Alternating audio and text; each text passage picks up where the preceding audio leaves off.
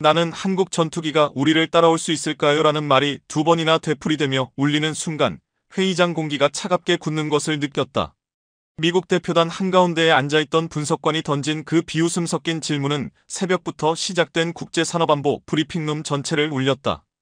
2025년 8월 15일 멕시코시티 외곽산업기지에서 열린 이 회의는 우리 정부가 한국과 추진 중인 공동 생산 계획을 처음 공개하는 날이었고, 그들은 이미 이것을 협력이라기보다 시험으로 대하고 있었다. 나는 멕시코 산업국방부 차관 자격으로 이 자리에서 미국의 시선이 쏟아지는 이 모욕적인 순간을 받아내야 했다. 창밖 행사장에는 각국에서 가져온 장비가 길게 늘어서 있었고, 특히 한국 기업이 선보인 레이더와 센서 장비는 유난히 많은 관심을 끌고 있었다.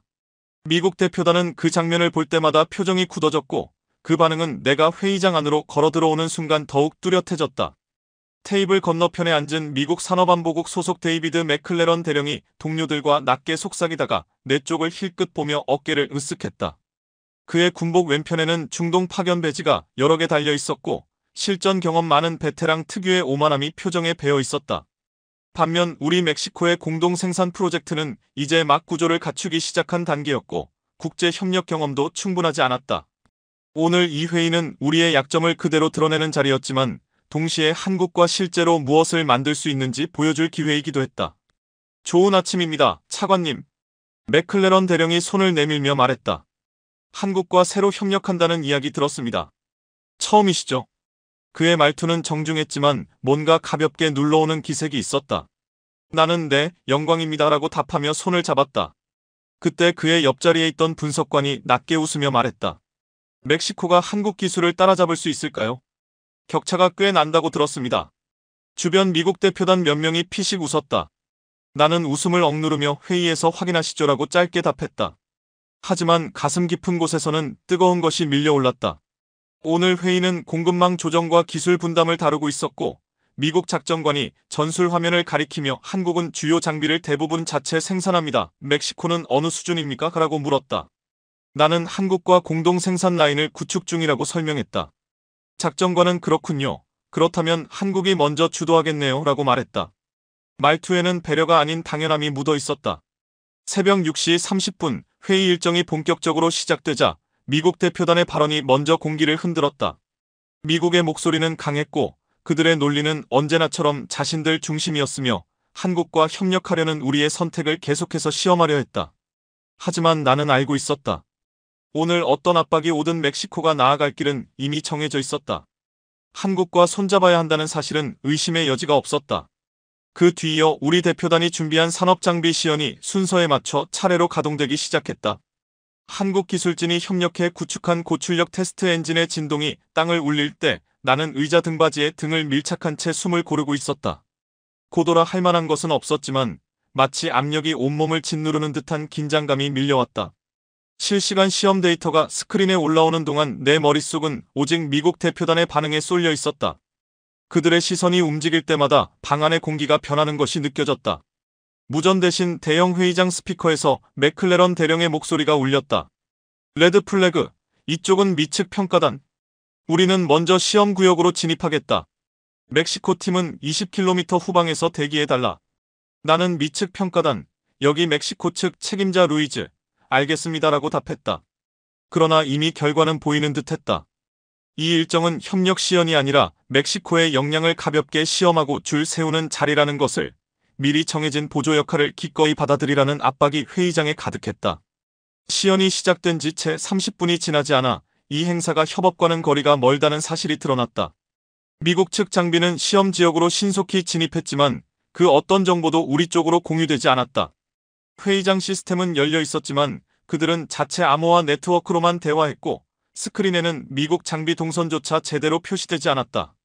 나는 마이크 버튼을 눌렀다. 미측 리드, 여기 멕시코. 현재 위치와 목표물 데이터 공유 요청한다. 짧은 정적이 흐르고 맥클레런 대령이 건조하게 말했다. 현재 정찰 중이다. 분석되면 알려주겠다. 대기해달라.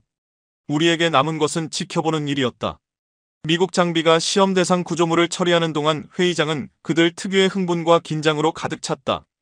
타깃 확보, 거리 30마일, 발사 시뮬레이션 진행. 순간 회의장 스피커에서 작동음이 울렸고 6개의 가상 표적 중 4개가 순식간에 제거되었다. 그제야 미국 측은 우리에게 말했다. 남은 표적 2개, 멕시코 측이 마무리해도 좋다. 마치 정리를 맡기듯 가볍게 던지는 말투였다. 나는 이를 악물고 알겠습니다. 진입합니다라고 답했다. 그러나 우리가 작업구역에 들어섰을 때 남은 표적은 이미 도주 중이었다. 우리는 가까스로 하나를 처리했지만 나머지 하나는 경계구역 밖으로 빠져나갔다. 시연이 끝나고 이어진 평가회의에서 분위기는 더욱 불편해졌다. 대형 스크린에는 방금의 결과가 그대로 표시돼 있었다. 미국 장비 처리 4개, 멕시코 장비 처리 1개, 그리고 하나 도주. 미국 작전 참모가 화면을 가리키며 말했다. 미측 장비의 효율은 매우 우수했습니다. 멕시코 측은 잔여 표적 처리 시간이 조금 길었군요. 말투는 객관적이었지만 그 저변에 흐르는 의미는 분명했다. 너희는 아직 주력이 될 수 없다. 맥클레런 대령이 자리에서 일어나 덧붙였다.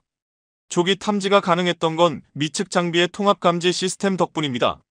그의 말은 사실 같았지만 그 속엔 멕시코의 자립 시도에 대한 은근한 경고가 숨어 있었다. 나는 가만히 앉아 그의 말을 들으며 마음 한쪽이 서늘해지는 것을 느꼈다. 그러나 동시에 또렷해지는 것이 있었다. 오늘의 이 시선과 말투가 바로 우리가 한국과 손잡아야 하는 이유라는 사실이었다. 한국 측의 준비도 훌륭했지만 아무래도 경험 차이가 있겠죠. 맥클레런 대령은 그렇게 말끝을 흐렸고 바로 그 미완성의 대사가 오히려 더 뼈아프게 다가왔다. 휴식 시간이 되어 나는 회의장 밖으로 나와 건물 뒤편에서 담배 한 개비를 꺼내 들었다. 비흡연자였지만 그날따라 동료가 건넨 담배를 거절할 수가 없었다.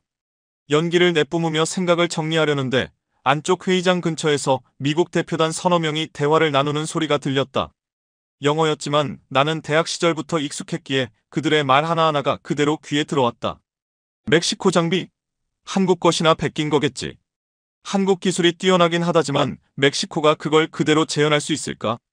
공동 생산이라더니 결국 저쪽이 다 끌고 가는 거 아냐? 스텔스 비슷한 장비라지만 우리 센서엔 고스란히 잡히던데. 그게 무슨 첨단이야? 짧고 냉소적인 웃음이 이어졌다. 나는 담배 연기를 깊게 들이마셨다. 목구멍을 아릿하게 태우는 감각이 지금의 감정과 묘하게 닮아 있었다. 그때 동료 엔지니어인 마르코가 다가와 내 어깨를 툭 쳤다. 차관님, 너무 신경 쓰지 마십시오. 미국 쪽은 늘 저런 분위기니까요. 하지만 나는 알고 있었다. 이것은 단순한 텃세가 아니었다. 한국과 손잡으려는 우리의 선택 자체를 향한 무시였고 미국 중심 질서가 흔들릴까 하는 불편함이 그대로 드러난 것이었다. 그날 저녁 국제 참가자들이 모인 만찬이 열렸다. 각국 관계자들이 한자리에 있었지만 눈에 보이지 않는 경계선이 선명하게 그어져 있었다. 미국 대표단은 한쪽에, 한국과 라틴 국가들은 반대편에 모여 앉았다. 분위기를 풀어보려 한국 대표단장이 잔을 들며 말했다. 오늘 모두 고생 많으셨습니다. 협력이 더 깊어지길 바랍니다. 미국 측 지휘관도 잔을 들었지만 표정엔 형식적인 미소만 걸려 있었다. 식사가 한창일 때 맥클레런 대령이 내 쪽을 바라보며 말을 걸었다. 루이즈 차관, 멕시코가 추진한다는 공동 생산 과정이 궁금합니다. 한국에서 기술 지원을 많이 받는다고 들었는데 사실입니까? 나는 포크를 내려놓고 침착하게 답했다. 초기 단계에서 한국이 조언을 준 건 맞지만 핵심 기술 이전과 설계 과정은 저희가 직접 진행하고 있습니다. 특히 센서 모듈과 레이더는 멕시코 라인에서 독자적으로 조립할 예정입니다. 대령은 고개를 끄덕이며 미소를 지었다. 그렇군요. 하지만 실전은 다르죠. 종이에 적힌 사양과 실제 장비는 완전히 다른 세계입니다. 그의 말 속에는 오랜 실전 경험이 만든 확신이 분명히 묻어 있었다. 나는 더 이상 반박하지 않았다. 말로는 우리의 의지를 증명할 수 없다는 걸 누구보다 잘 알고 있었기 때문이다. 만찬이 끝나고 숙소로 걸어가는 길 나는 밤하늘을 올려다보았다. 산뜻한 공기 속에서 별빛은 선명하게 반짝이고 있었고 한국과의 협력이 과연 앞으로 스스로 빛을 낼 수 있을지 아니면 늘 미국의 그림자 아래에서 보조 역할에 머물지 생각이 이어졌다. 그날 밤 쉽사리 잠이 오지 않았다. 미국 대표단의 비웃음, 대령의 자신감 어린 표정, 그리고 무엇보다 아무 말도 하지 못한 내 자신이 계속 뇌리에 남아있었다. 왜 나는 더 강하게 맞받아치지 못했을까? 왜 알겠습니다만 반복하며 물러섰을까? 침대에 누워 천장을 바라보며 나는 주먹을 꽉 쥐었다. 내일부터 이어질 평가 일정에서 반드시 증명해야 한다고 다짐했다. 한국 기술도 멕시코의 선택도 결코 모방이 아니라 새로운 방향이라는 것을. 둘째 날의 상황은 예상보다 더 험악하게 흘러가기 시작했다. 이번 일정은 야간 시험 평가로 이어졌다. 새벽 3시, 달빛조차 없는 어둠 속에서 설비의 성능을 검증하는 자리였다. 브리핑룸에서 미국 작전 참모는 또다시 미국 장비를 주력으로 배치하고 우리 멕시코 장비를 후방 분석 역할로 지정했다. 야간 시험에서는 감지 성능이 모든 것을 결정합니다. 미국 장비의 광학 추적 모듈은 야간에서도 뛰어난 성능을 냅니다. 설명은 논리적이었지만 그 속엔 멕시코 장비가 아직 어둠 속에서 제대로 검증되지 않았다는 전제가 깔려 있었다. 나는 손을 들어 말했다. 멕시코 장비도 한국과 공동 개발한 야간 감지 모듈을 탑재했습니다. 이미 검증된 능력입니다. 작전 참모는 잠시 멈춘 뒤 말했다. 그렇다면 이번이 좋은 기회겠군요. 실제 상황과 비슷한 환경에서 시험해보시죠. 새벽 3시 30분 야간 테스트가 시작되었다. 조정실에서 스위치들이 켜지며 녹색 불빛이 계기판을 채웠다. 출력 상태, 전력 소모, 감지 모드 전환 모두 정상으로 나타났다. 시스템을 가동한 뒤 모니터를 바라보니 주변은 별과 구름만 보였다. 도시의 불빛도 거의 닿지 않는 완전한 암흑의 공간이었다. 그러던 중 스피커에서 맥클레런 대령의 목소리가 들렸다.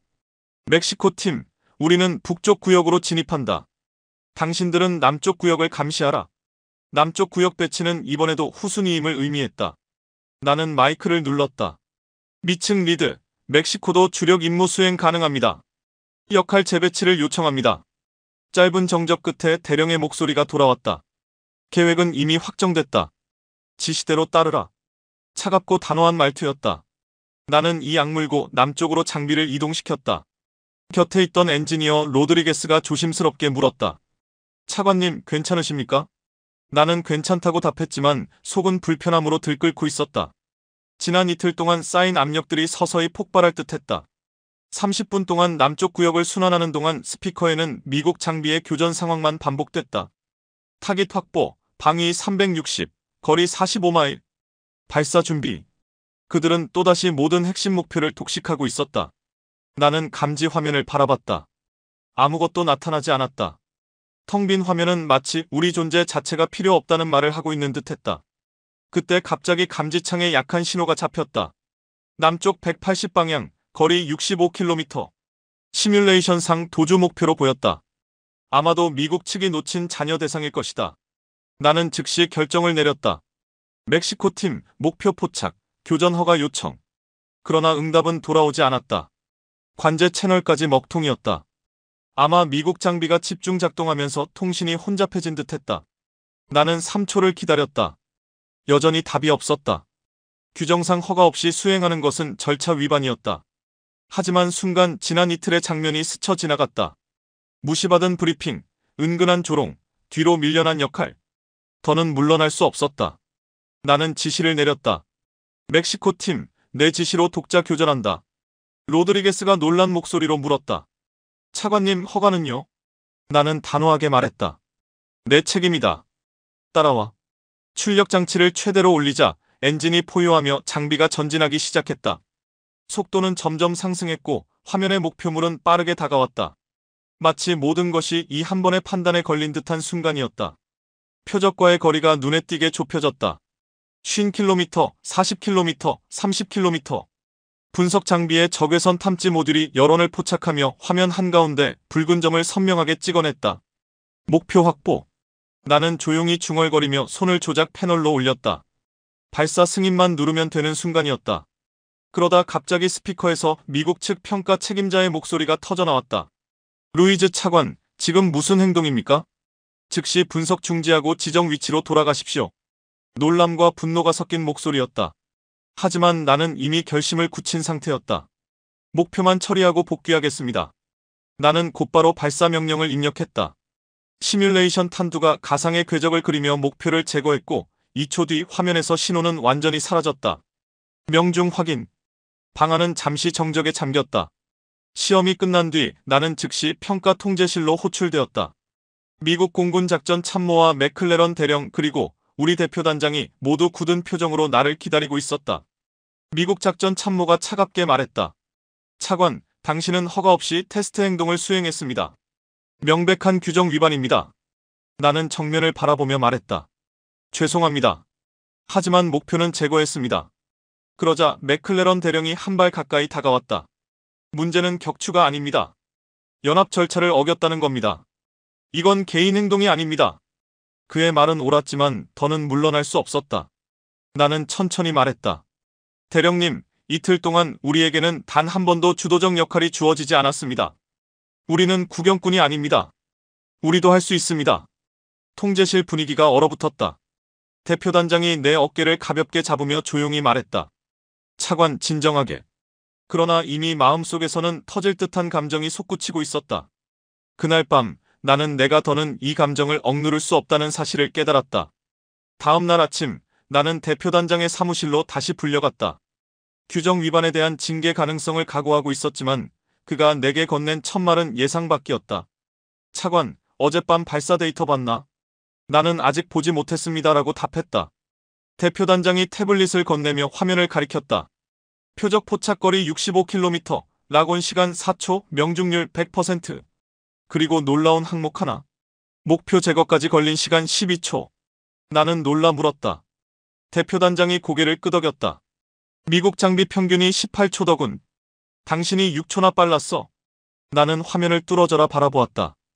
이어 대표단장이 또 다른 파일을 열며 말했다. 그리고 말이야, 장비의 반사면적 값이 예상보다 30% 낮게 나왔네. 미국 측 레이더에도 거의 잡히지 않았다고 해. 오전 10시 긴급 브리핑이 소집되었다. 미국 공군 고위 관계자 한 명이 직접 참석했다. 백발의 스티븐 라이트 준장이었다. 그는 오랜 기간 여러 전투기를 운용한 베테랑으로 유명했다. 그가 들어오자 모두가 자리에서 일어났다.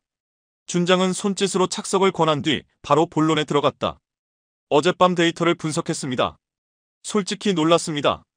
그는 대형 스크린을 가리켰다. 우리 장비의 궤적이 3차원으로 표시되어 있었다.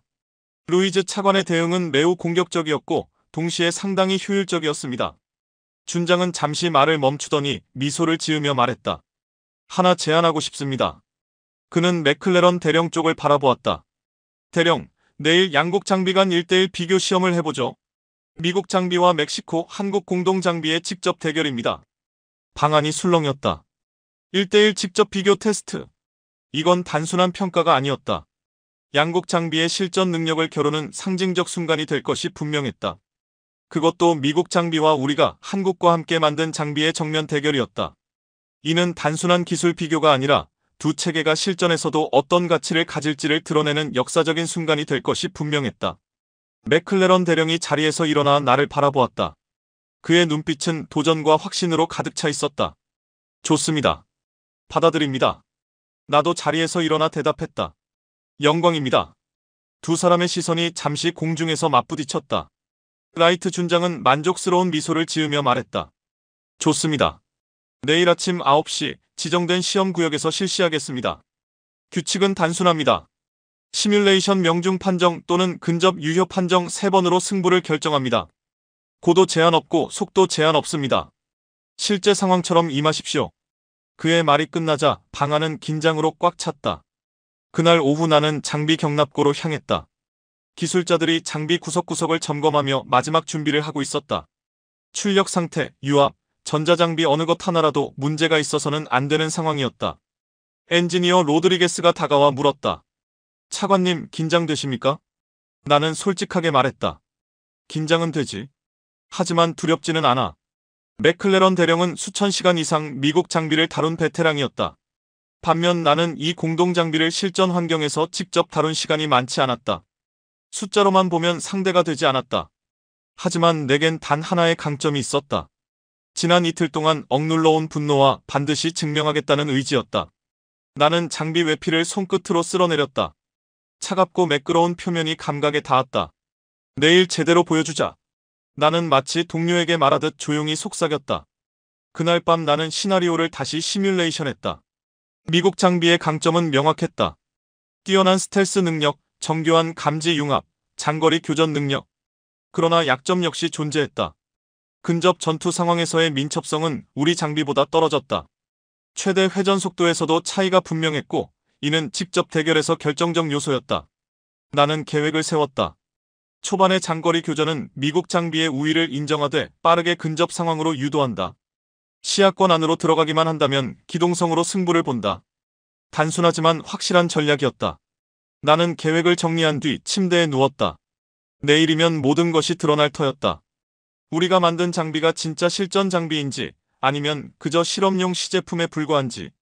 다음날 새벽 6시 나는 다시 경납고로 향했다. 아직 해는 뜨지 않았지만 현장은 이미 바쁘게 움직이고 있었다. 기술자들이 마지막 점검을 하고 있었고 관제실에서는 기상 데이터를 확인하고 있었다. 나는 보호 장비를 착용하며 깊게 호흡을 가다듬었다. 그때 대표단장이 다가왔다. 루이즈 차관, 부담 가질 필요 없어. 어차피 테스트일 뿐이네. 하지만 우리 둘 다 알고 있었다. 이건 단순한 테스트가 아니었다. 멕시코와 한국이 함께 만든 산업의 명예가 걸린 자리였고 우리가 독자적으로 설 자리가 있는지를 보여줄 단 한 번의 기회였다. 나는 격려하며 말했다. 최선을 다하겠습니다. 8시 50분 나는 조종석에 올랐다. 계기판에 불빛이 하나둘 켜지며 장비가 깨어났다. 시동이 걸리자 진동이 온몸을 감쌌다. 스피커로 관제실의 목소리가 들려왔다. 멕시코 리드, 이륙 허가합니다. 행운을 빕니다. 나는 스로틀을 밀었다. 역사가 기록될 순간이 가까워지고 있었다. 9시 정각, 나는 지정된 시험 구역 상공, 약 10,000m 고도에 도달했다. 끝없이 펼쳐진 하늘과 멀리 이어지는 수평선이 눈에 들어왔다. 구역은 남북 100km, 동서 50km에 달하는 광대한 공간이었다. 관제실이 말했다. 멕시코 리드, 미국 리드, 현재 거리 80km. 교전 시작을 승인합니다. 행운을 빕니다. 나는 심호흡을 하고 감지 스크린을 들여다보았다. 그러나 아무 신호도 포착되지 않았다. 예상했던 일이었다. 미국 장비는 이미 완전한 스텔스 모드에 들어가 있었다. 미국 장비의 레이더 반사값은 참새만 한 수준으로 거의 잡히지 않는다고 했다. 반면 우리가 한국과 함께 만든 장비는 그보다 큰 신호를 가진다는 계산이 나와 있었다. 숫자만 보면 상대가 훨씬 유리했다. 천 몇 분 동안 나는 방어 중심의 기동 데이터를 집중적으로 운영했다. 분석 고도를 낮추었다가 다시 올리며 예측하기 어려운 움직임을 반복했다. 맥클레런 대령은 분명 어딘가에서 우리 장비를 조준하고 있을 것이었다. 미국 장비의 감지 시스템은 수백 킬로미터 밖에서도 목표를 포착할 수 있었으니 이미 우리는 그들의 감시망에 들어갔을 가능성이 컸다. 갑자기 경보음이 울렸다. 위협 탐지 신호. 위협 탐지. 자동 음성이 긴급하게 반복되었다. 특정 방향에서 가상의 공격값이 빠른 속도로 접근하고 있었다. 나는 즉시 대응 장비를 작동시키며 고도를 급격히 낮췄다. 10,000m에서 6,000m까지 떨어지는 동안 엄청난 압력이 온몸을 짓눌렀다. 7지의 하중이 가슴을 덮쳤고 시야가 희미해지려 했다. 하지만 이를 악물고 버티자 공격 신호가 10km 전방에서 사라졌다. 멕시코 리드, 회피 성공. 나는 짧게 보고했다. 하지만 숨을 돌릴 틈도 없었다. 15초 뒤 또 다른 경보음이 울렸다. 이번엔 훨씬 더 가까운 거리에서 날아오고 있었다. 대령은 연속 공격 값으로 우리를 압박하고 있었다. 나는 즉시 플레어 값을 전개하고 오른쪽으로 급선회했다. 장비 구조가 비명을 지르는 듯 삐걱거렸다. 거의 한계에 가까운 움직임이었다. 공격은 다시 빗나갔다. 하지만 나는 알고 있었다. 이대로 거리만 유지하면 우리는 질 수밖에 없었다. 원거리 교전에선 미국 장비가 압도적이었다. 결국 나는 결단을 내렸다. 계획대로 근접 상황으로 끌고 가야 했다. 나는 출력치를 최대로 올리며 미국 장비가 있는 방향으로 직진하기 시작했다. 멕시코 리드, 정면으로 돌진한다. 나는 스피커에 외쳤다. 관제실이 당황한 목소리로 물었다. 차관, 지금 정면 돌진이라 했습니까? 나는 대답하지 않았다. 이미 속도는 마하 1.4에서 1.45로 올라가고 있었다. 거리는 빠르게 줄었다. 60, 50, 40km. 그제야 감지 스크린에 희미한 신호 하나가 나타났다. 미국 장비였다. 그러나 아직 또렷하지 않았다. 신기루처럼 나타났다가 사라지기를 반복했다. 30km 지점에서 나는 적외선 탐지 모듈을 최대 출력으로 전환했다. 그 순간 선명한 여론이 화면에 찍혔다. 미국 장비의 엔진에서 뿜어져 나오는 강한 열 신호였다. 목표 확보. 나는 외쳤다. 하지만 발사 명령은 내리지 않았다. 거리는 아직 25km였다. 이 상태에서 실행하면 상대가 회피할 시간이 충분했다. 더 진입해야 했다. 20km에 도달하자 미국 장비가 갑자기 상승하기 시작했다. 6,000m에서 9,000, 그리고 22,000m까지 빠르게 올라가는 전형적인 에너지 우위 전술이었다. 그러나 나는 따라가지 않았다. 대신 수평으로 속도를 더욱 높였다. 1.6마하 가까이 도달하자 장비가 떨리기 시작했다. 그때 미국 장비가 하강 기동을 시작했다. 높은 고도에서 중력까지 이용해 빠르게 돌진하는 공격이었다. 감지 경보가 크게 울렸다. 상대가 기총 사거리 안으로 진입하고 있었다. 나는 마지막 순간까지 기다렸다. 거리 876 그리고 5km 지점에서 조작관을 강하게 당겼다. 장비가 수직으로 솟아올랐다. 거의 정지하듯 공중에 세워지는 변형 기동이었다. 순간 11지의 압력이 몰려오며 시야가 어두워졌다. 거의 의식을 잃을 것 같았지만 나는 이를 악물고 버텼다. 단 1초 동안 미국 장비가 내 아래쪽으로 스치듯 지나갔다. 맥클레런 대령은 너무 빠른 속도로 기동을 바꾸는 바람에 내 움직임을 따라올 수 없었다. 그리고 그 순간 장면이 뒤집혔다. 나는 위쪽에서 미국 장비를 내려다보는 위치에 올랐다. 에너지 우위가 완전히 우리 쪽으로 넘어온 것이다. 나는 곧바로 조작을 전환해 미국 장비의 후방으로 파고들었다. 거리 4km. 완벽한 교전 각도였다. 화면 중앙의 조준 표식이 미국 장비의 중심부를 정확히 가리켰다. 나는 발사 명령을 입력했다. 단거리 시뮬레이션 미사일이 가상의 궤적을 타고 달려갔고 2초 뒤 계산기는 명중 판정을 내렸다. 스피커에서 관제실이 외쳤다. 명중 확인. 멕시코 리드 1점, 미국 리드 0점. 라운드 2를 준비하십시오. 나는 헬멧 안에서 길게 숨을 내쉬었다. 첫 번째 승리였지만 아직 시작에 불과했다.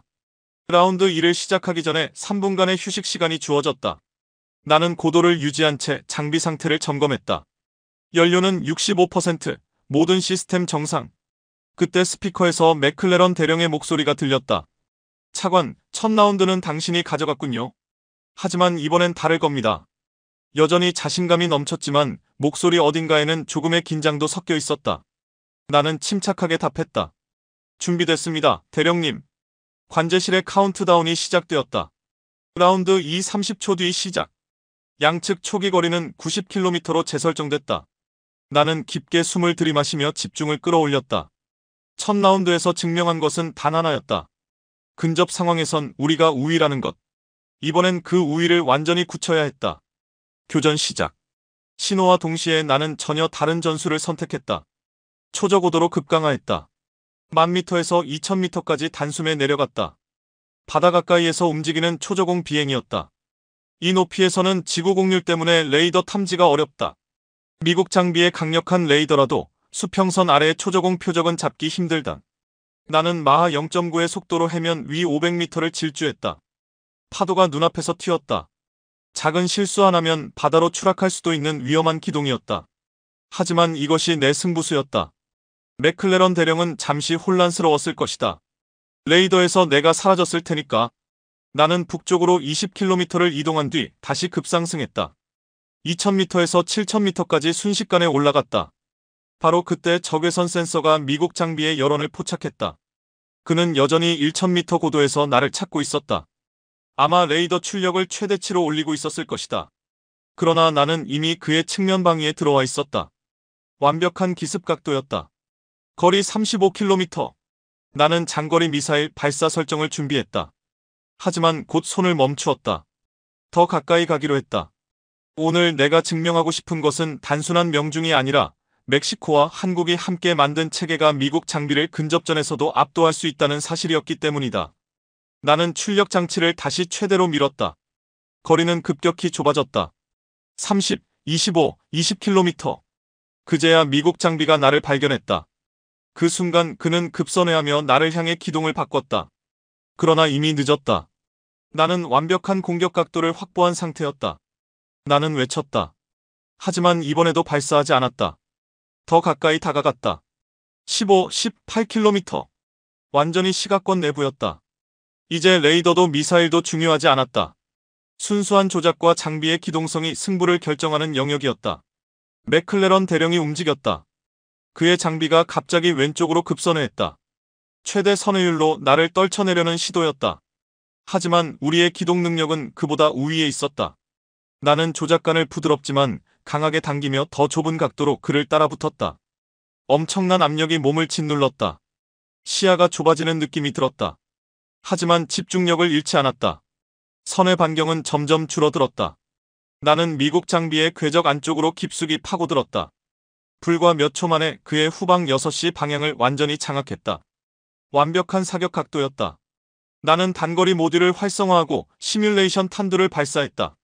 가상의 탄두는 미국 장비의 엔진 쪽으로 빨려들듯 날아갔고 2초 뒤 명중 판정이 내려졌다. 스피커에서 관제실이 외쳤다. 명중 확인. 멕시코 리드 2점, 미국 리드 0점. 최종 라운드를 준비하십시오.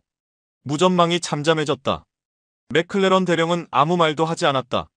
나는 그의 마음을 이해할 수 있었다. 수천 시간을 비행한 베테랑이 한국과 협력해 만든 새로운 장비에게 연속으로 패배한 것이다. 자존심이 흔들렸을 것이다. 하지만 나는 여기서 멈출 수 없었다. 완전한 승리 3대 0의 승부가 필요했다. 그래야만 모두가 인정할 것이다. 우리가 만든 장비가 미국 장비와 대등하거나 어떤 면에서는 더 뛰어나다는 것을.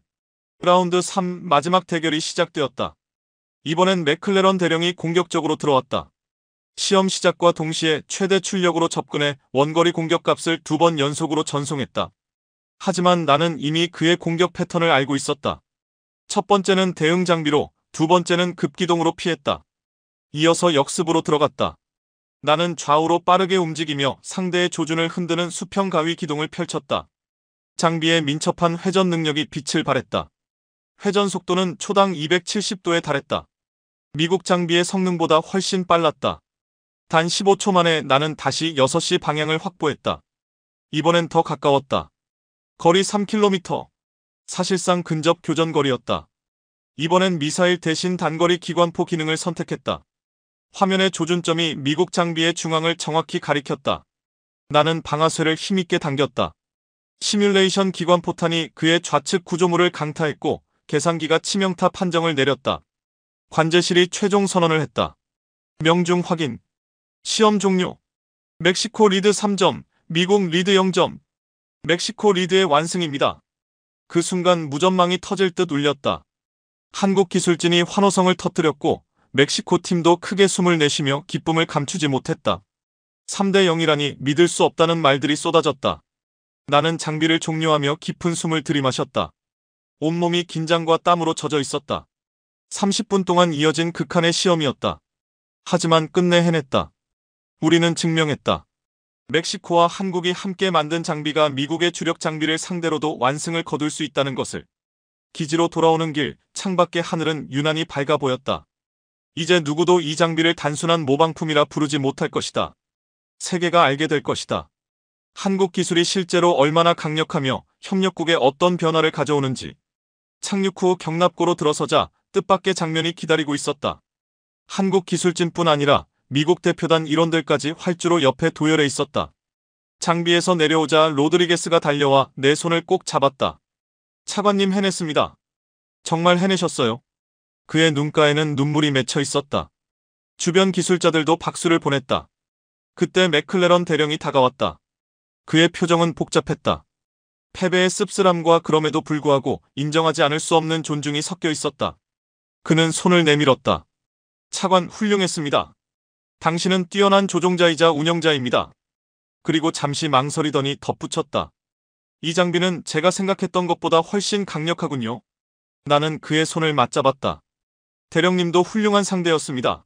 많이 배웠습니다. 우리 둘의 악수를 향해 다시 박수가 이어졌다. 오후 2시 긴급 기자회견이 열렸다. 브리핑룸은 국내외 언론들로 가득 찼다. 멕시코 언론뿐 아니라 한국, 미국, 그리고 여러 국제 매체들이 자리했다. 이런 시험 결과가 이렇게 빠르게 공개된 것은 이례적이었다.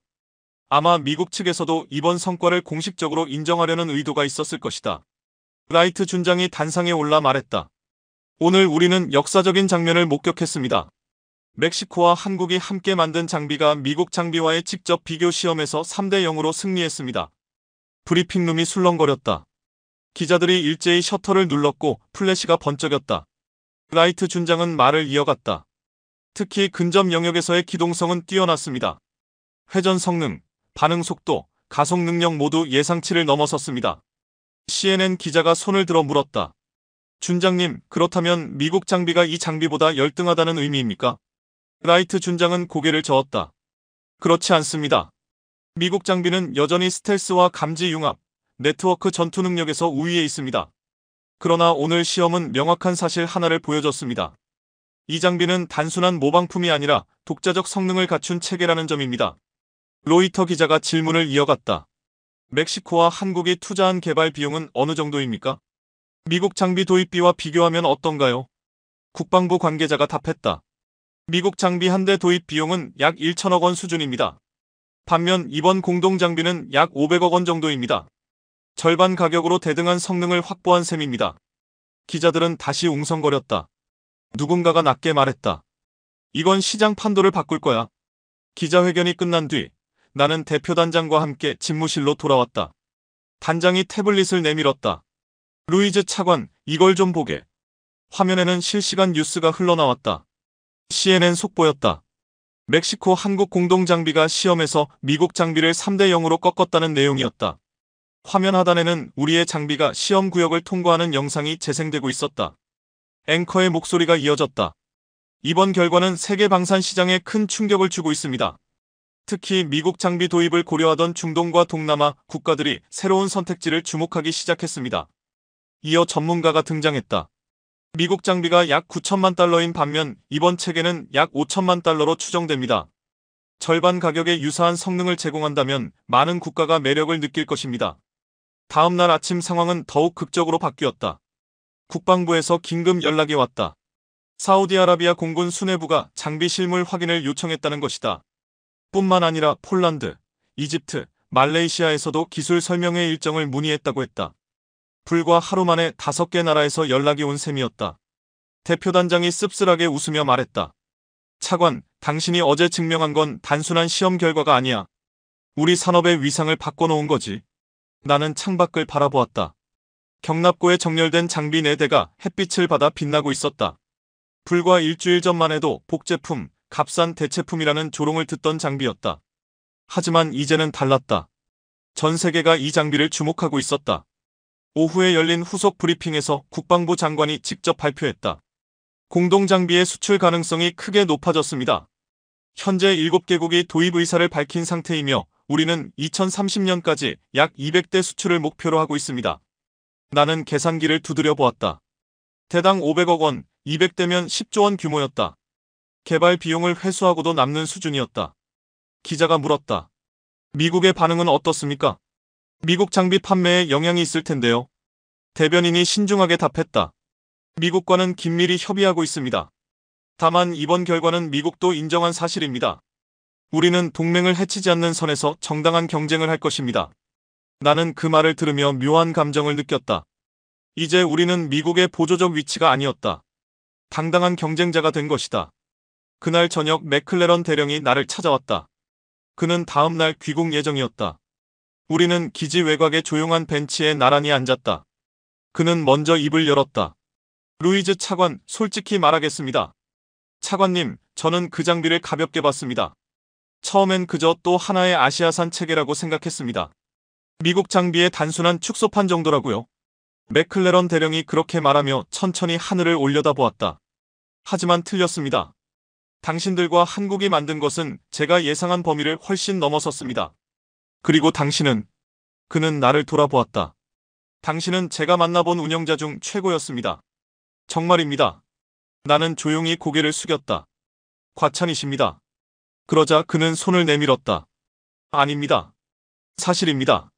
그리고 개인적인 조언 하나 드리죠.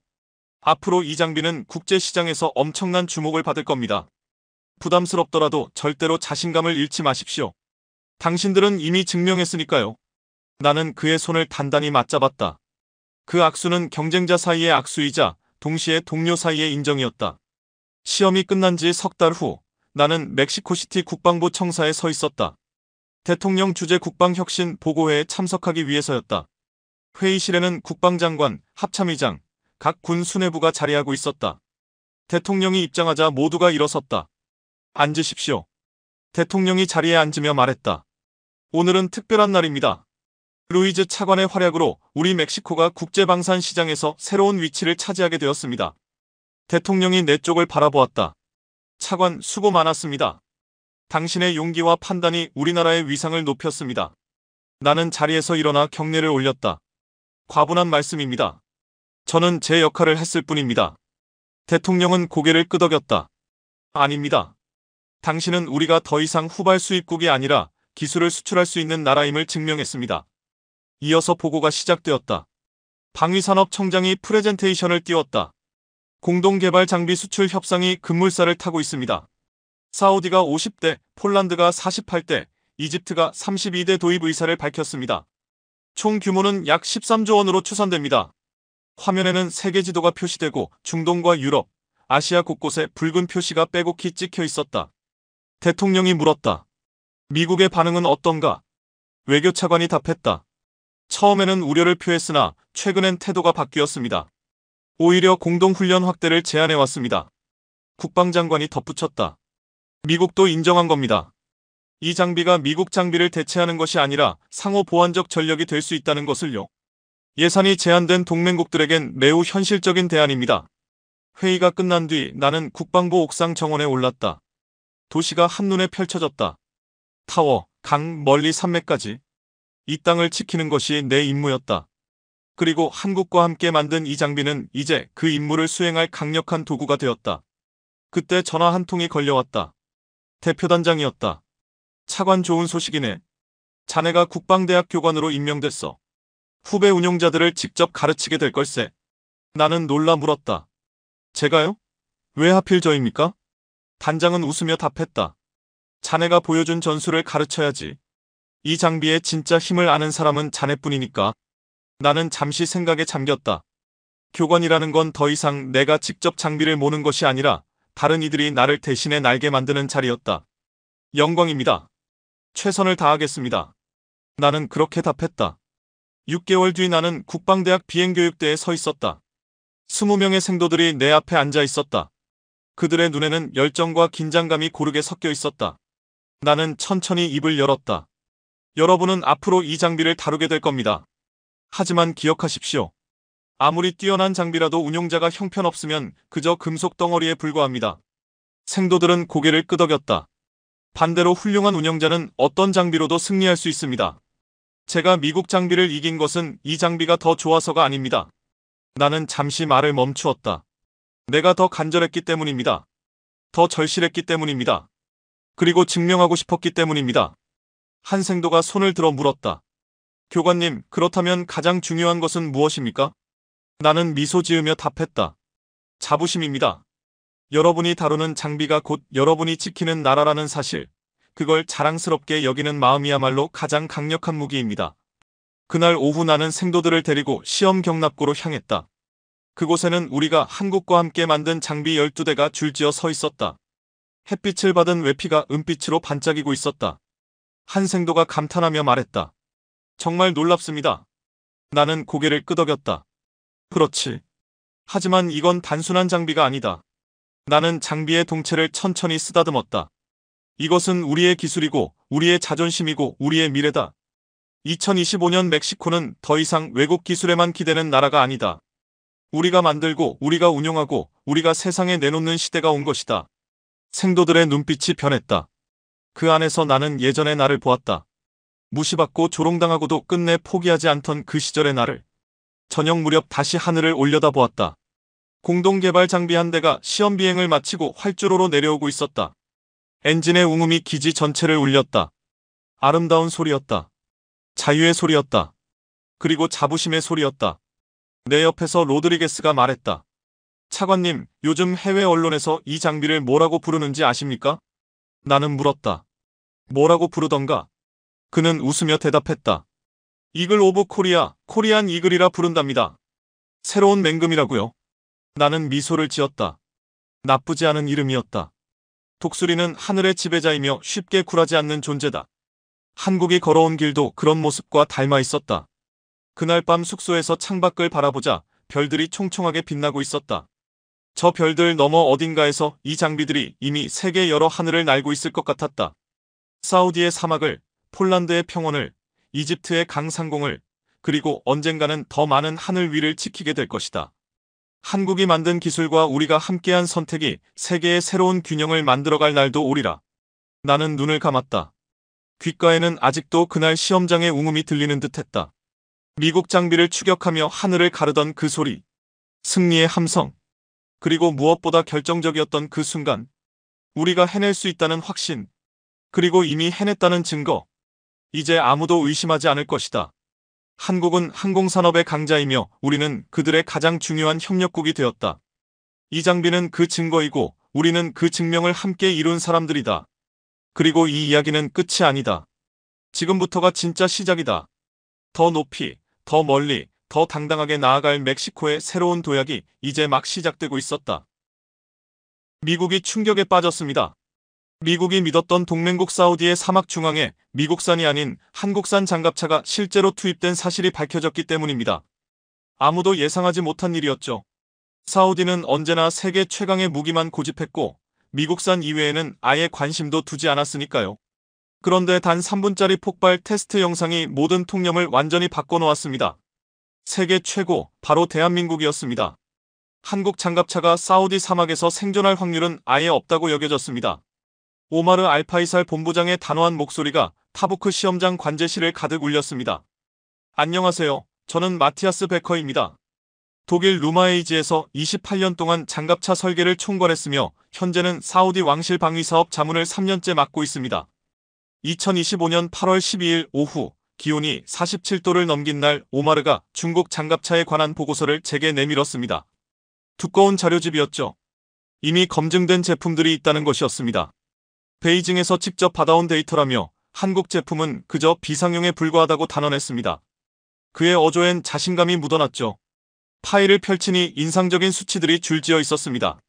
가격 경쟁력, 납기 단축, 정치적 협력까지 다 포함되어 있었죠. 솔직히 저도 동의하지 않을 수 없었습니다. 한국이 조립만 하는 나라라는 인식이 강했고 자체 개발한 장갑차가 이런 혹독한 사막을 견딜 수 있을지 의문이 들었습니다. 독일에서 수십 년 동안 봐왔던 아시아 제품들이 떠올랐고 겉모습은 좋아 보여도 극한 상황에서는 항상 약점을 드러냈으니까요. 라일란트 공장에서 일할 때도 비슷했습니다. 한국산 부품들은 거의 비슷한 수준이었지만 완전히 같지는 않았습니다. 이제 브리핑을 시작하겠습니다. 알리만수르 관제관이 스크린을 켜자 타이곤의 재원이 화면에 나왔습니다. 8륜 구동, 525마력, 모듈식 설계, 수치상으론 나쁘지 않았습니다. 그러나 숫자와 현실은 다르죠. 특히 이 타부크 사막에서는요. 창밖을 바라보니 뜨거운 공기가 일렁이는 게 보였습니다. 마치 투명한 불길이 춤을 추는 듯했죠. 모래먼지가 이는 사막 위로 장갑차 한 대가 등장했습니다. 바로 한국 하나디펜스에서 만든 8륜 장갑차 타이곤이었습니다. 첫인상은 상당히 세련됐습니다. 차체 라인이 매끄럽고 용접 부분도 깔끔하게 처리되어 있었습니다. 하지만 그게 전부는 아니죠. 이런 환경에서는 외관보다 내구성이 생명입니다. 독일제 레오파트 전차도 이곳에선 잦은 고장을 일으켰는데 과연 한국산이 버틸 수 있을까요? 실전 생존성 프로파일을 보여드리겠습니다. 강현수 기술총괄이 조용히 말했습니다. 40대 중반쯤으로 보이는 그는 침착한 얼굴로 태블릿을 들고 있었고 깔끔한 셔츠에 넥타이조차 풀지 않은 모습이었습니다. 이 뜨거운 날씨에도 말이죠. 저는 속으로 피식 웃었습니다. 프로파일, 종이에 적힌 숫자가 과연 무슨 의미가 있을까요? 루마에이지에서 완벽한 스펙을 갖춘 장갑차들이 실제 상황에서 어떻게 무너지는지 수도 없이 봐왔으니까요. 특히 중동 지역에서는 더욱 그랬죠. 모래와 뜨거운 열기는 모든 이론을 무력하게 만듭니다. 열 변형 테스트부터 시작합니다. 김세진 엔지니어가 조심스럽게 앞으로 걸어 나왔습니다. 아직 젊은 여성 엔지니어로 그녀는 완벽하게 보호장비를 갖추고 타이곤 합으로 들어갔죠. 바깥 온도는 47도, 차체 표면은 63도까지 올랐습니다. 그녀가 계측기를 들고 차체 여기저기에 대기 시작했어요. 10분이 흘렀고 이어 20분이 지나갔습니다. 일반적으로 이 정도 시간이면 열로 인한 변형이 시작되곤 하죠. 그러나 변형률은 0.3%에 불과해 허용 범위에 완벽히 들어왔습니다.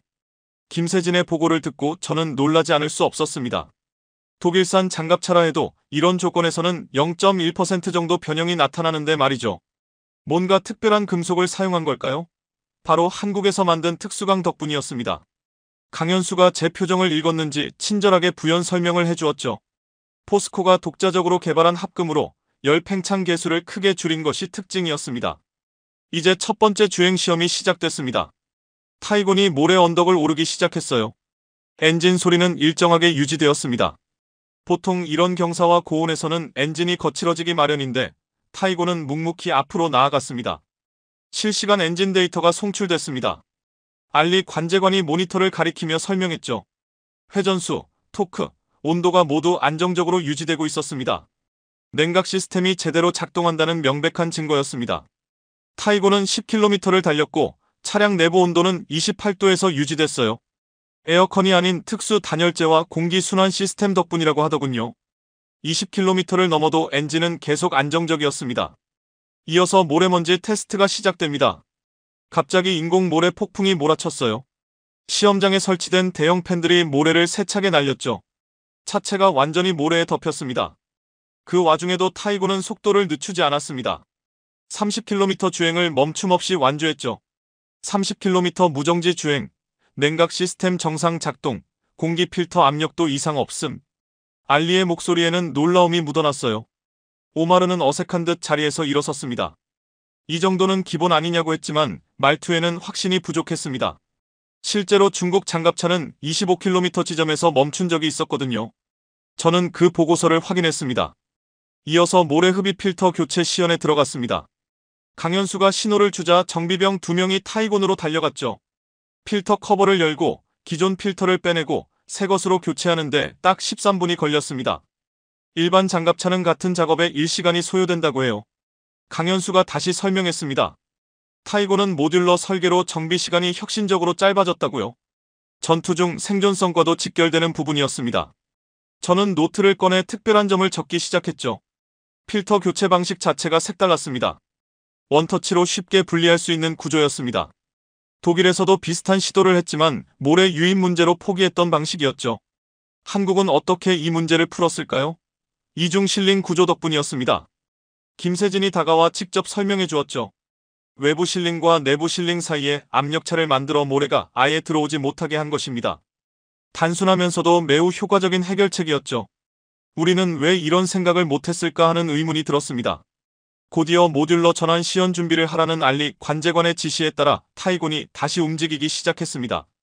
기본 병력 수송 모듈에서 대전차 모듈로 전환하는 순간이었습니다. 유압으로 창부 구조물이 천천히 들어 올려지고 곧이어 새로운 모듈이 장착되기 시작했죠. 작업 인원은 단 4명, 크레인은 필요조차 없었습니다. 모든 과정이 차체에 내장된 유압 시스템만으로 매끄럽게 진행됐습니다. 25분이 지나자 대전차포가 완전히 설치되었고 5분 뒤에는 시스템 연동까지 모두 마무리됐죠. 단 30분 만에 완전히 새로운 차량으로 변신하는 셈이었습니다. 제가 놀라움을 감추지 못하자 강현수가 고개를 끄덕였습니다. 지휘 차량, 구급 차량, 정찰 차량으로도 전환이 가능하다고 했죠. 전장 상황에 맞춰 즉각적으로 대응할 수 있다는 뜻이었습니다. 오마르는 팔짱을 낀 채 얼굴이 벌겋게 상기되어 있었죠. 이 정도면 충분하다는 듯 말했습니다.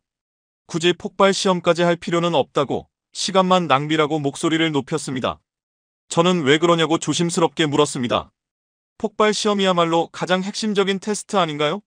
오마르는 매서운 눈빛으로 저를 바라봤습니다. 베커 씨, 당신은 자문관일 뿐이지 결정권자가 아니라고 단호하게 말했죠. 미묘한 위협감이 느껴졌고 뭔가 숨기는 게 있다는 생각이 들었습니다. 폭발 시험은 왕세자실에서 직접 지시한 일이라고 강현수가 차분히 설명했어요. 절대 취소할 수 없는 사안이었습니다. 그 순간 관제소와는 무거운 침묵에 휩싸였습니다. 오마르의 주먹이 미세하게 떨리고 있었죠. 혹시 중국과 어떤 약속이라도 있었던 걸까요? T-48시간 강현수가 시계를 바라봤습니다. 정확히 이틀 후 오후 2시에 폭발 시험이 진행된다는 것이었습니다. 저는 다시 창밖을 바라보았습니다. 타부크의 저녁 노을이 붉게 하늘을 물들이기 시작했죠. 타이고는 모래먼지를 잔뜩 뒤집어 쓴 채 꿋꿋하게 서 있었습니다. 47도의 뜨거운 열기를 견디며 말이죠. 독일 엔지니어로서의 자존심이 은근히 자극됐습니다. 정말 한국이 이런 수준의 기술을 보유하고 있는 걸까? 아니면 단지 운이 따랐던 것일까? 이틀만 지나면 모든 것이 드러날 것입니다. TNT 8kg에 달하는 폭발을 견뎌낼 수 있는지 직접 확인하게 될 테니까요. 진짜 시험은 화려한 스펙이 아니라 실전에서 살아남을 수 있느냐에 달려 있습니다. 오직 그것만이 사막에서 진정한 의미를 가집니다. 저는 처음으로 진지하게 궁금해졌습니다. 과연 한국이 만든 이 강철의 괴물이 우리 독일 기술을 넘어설 수 있을지 말입니다.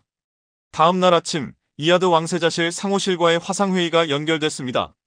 거대한 스크린에는 왕세자실 기술보좌관들의 얼굴이 하나씩 나타났죠. 저는 타부크 관제소에서 노트북을 켜고 회의 준비를 하고 있었습니다. 바로 그때 휴대폰이 진동했습니다. 나와라미드 재무 담당관에게서 온 메시지였죠. 예산 초과 경고와 시험 일정 단축 요구. 짧은 문장이었지만 그 압박감은 분명하게 전해졌습니다. 회의를 앞두고 이런 메시지를 받게 되다니 타이밍도 참 절묘했습니다. 바로 그 순간 오마르가 제 곁으로 다가왔습니다. 회의 안건이 변경됐다는 소식이었습니다. 그는 태블릿을 내밀었고 원래 예정되어 있던 타이곤 종합평가 대신 시험 효율화 방안이 주요 안건으로 바뀌어 있었습니다. 밤새 무언가 변화가 있었던 모양입니다. 화상회의가 시작됐고 차라 알파드가 통역 준비를 마쳤습니다. 30대 초반의 그녀는 왕세자실에서 가장 신뢰받는 기술 통역사였죠. 아랍어, 영어, 한국어를 모두 완벽하게 구사했으며 특히 전문적인 기술 용어에도 익숙해 복잡한 군사장비 설명까지 정확하게 전달할 수 있었습니다. 폭발 실험을 건너뛰면 일주일을 아낄 수 있다고 했습니다.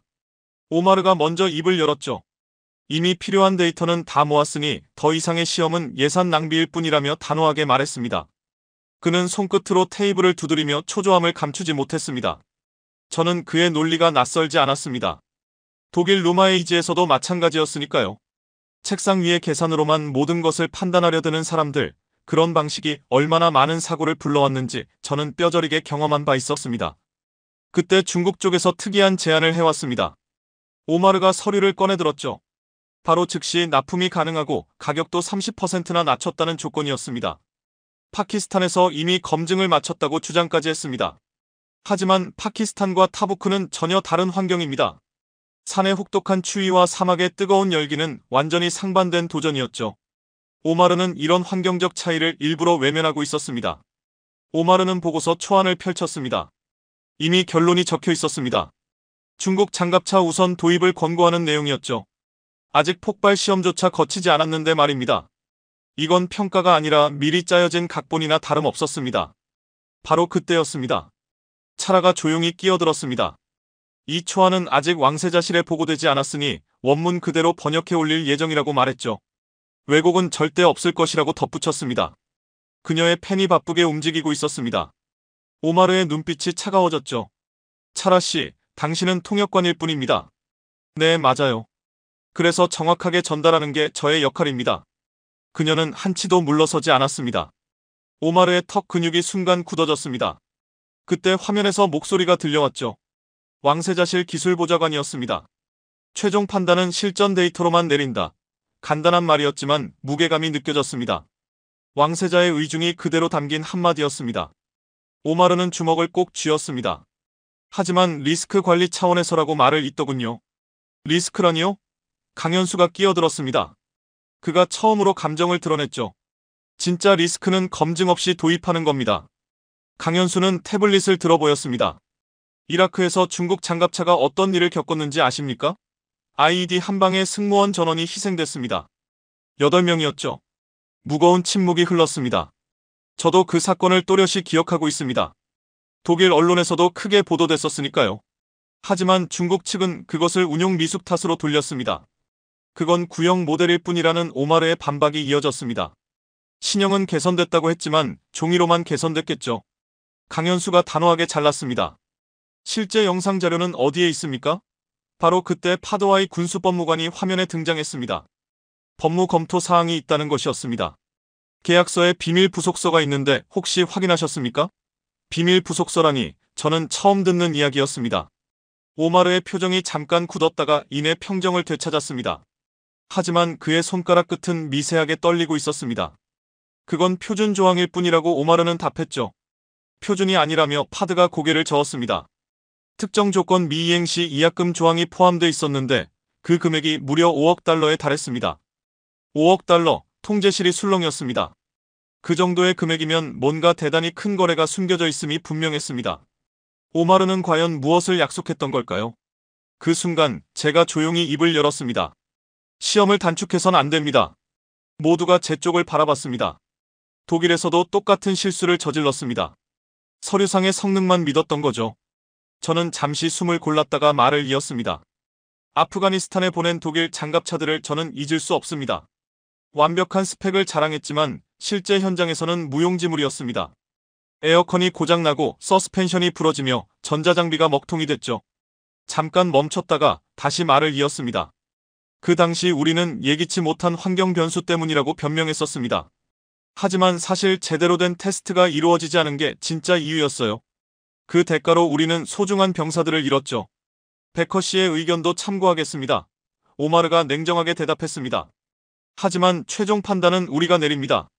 그 순간 나왈이 다시 대화에 끼어들었어요. 예산 상황이 심각합니다.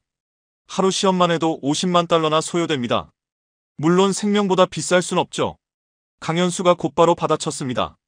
또다시 짧은 침묵이 흘렀고 모니터 한켠엔 빨간 글씨가 깜빡이고 있었죠. 실전 데이터가 최우선 왕세자실에서 내린 명령이었습니다. 오마르는 마지막 시도로 제안했어요. 그렇다면 폭발 강도를 조금 낮춰보는 건 어떨까요? TNT 5kg 정도로. 8kg입니다. 강현수는 단호했습니다. 실제 상황에서 마주할 수 있는 최대 위협 수준이죠. 타협할 수 없습니다. 저는 두 사람을 번갈아 바라봤어요. 기술자와 정치가의 대립, 현장과 사무실의 충돌. 이런 장면은 이미 너무 익숙했습니다. 그때 사라가 조용히 메모하는 모습을 보았어요. 그녀는 모든 대화를 빠짐없이 받아 적고 있었죠. 나중에 왕세자실에 왜곡 없이 보고할 자료였어요. 있는 그대로요. 이제 회의를 마치겠습니다. 오마르가 갑자기 단호하게 선언했습니다. 내일 다시 논의하죠. 곧 화면이 꺼졌어요. 하지만 관제소에는 여전히 긴장감이 감돌고 있었습니다. 강현수가 저에게 다가왔어요. 도와주셔서 감사합니다. 아직 별로 도운 게 없는데요. 제가 어깨를 으쓱였습니다. 침묵하지 않고 참여해주신 것만으로도 큰 힘이 됩니다. 그가 지친 듯 미소를 지었죠. 바로 그때 밖에서 타이곤 정비하는 소리가 들렸습니다. 내일 시험을 준비하는 소리였죠. 김세진 엔지니어가 팀원들과 함께 바쁘게 점검하고 있었습니다. 저는 생각에 잠겼어요.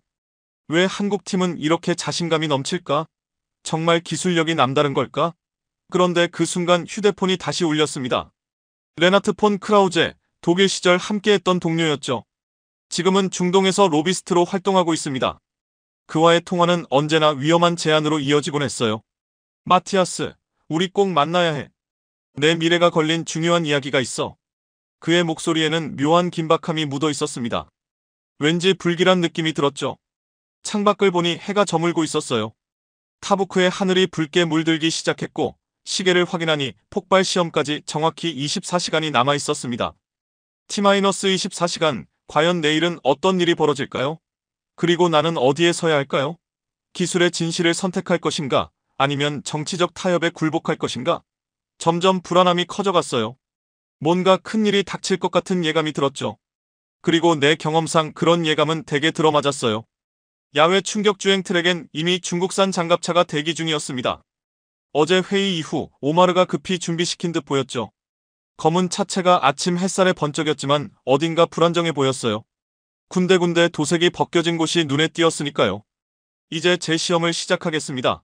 알리만수르 관제관이 마이크를 들었어요. 어제 발견된 문제점들을 다시 점검하겠습니다. 모든 데이터는 실시간으로 기록됩니다. 오마르는 팔짱을 끼고 자신감 넘치는 표정으로 서 있었지만 자주 시계를 확인하는 모습이 눈에 띄었어요. 무언가를 서두르는 기색이었습니다. 상부에서 압박이 오는 모양이었죠. 중국 장갑차가 움직이기 시작했습니다. 처음에는 부드럽게 출발했어요. 하지만 속도를 높이자 이상한 소리가 들리기 시작했죠. 끼익끼익 금속이 비명을 지르는 듯한 소리, 마치 부품들이 제대로 조립되지 않아 서로 부딪히는 듯 했습니다. 차체 소음 측정 시작합니다. 기술자가 소음 측정기를 들었어요. 데시벨 수치가 점점 올라가고 있었습니다. 정상 범위를 벗어난 소음이었죠. 80데시벨을 넘는 소음이 들리기 시작했고 이는 승무원들의 청력에도 악영향을 줄 수 있는 수준이었습니다.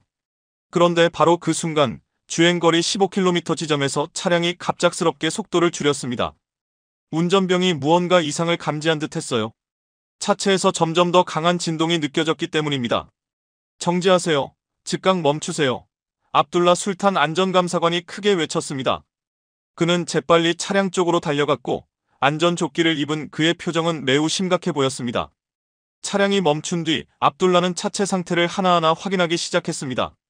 휴대용 라이트로 구석구석 비추며 세심하게 점검했죠.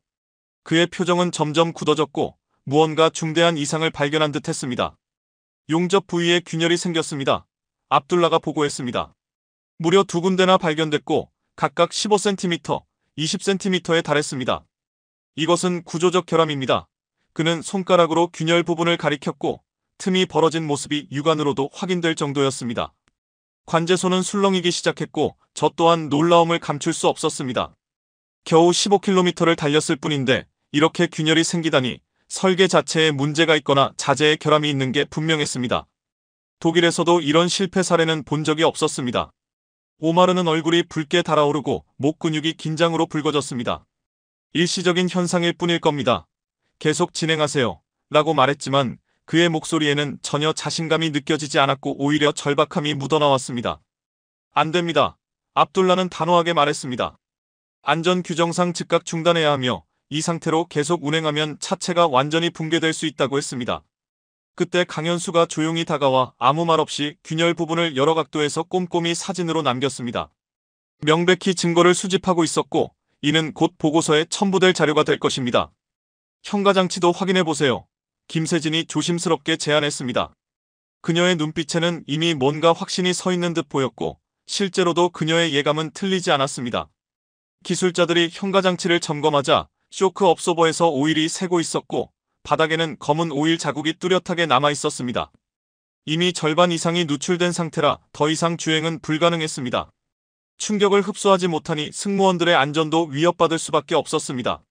타이어 편마모도 심각합니다. 또 다른 기술자가 보고했습니다. 특히 좌측 전륜이 심각했고 정상적인 마모와는 전혀 달랐습니다.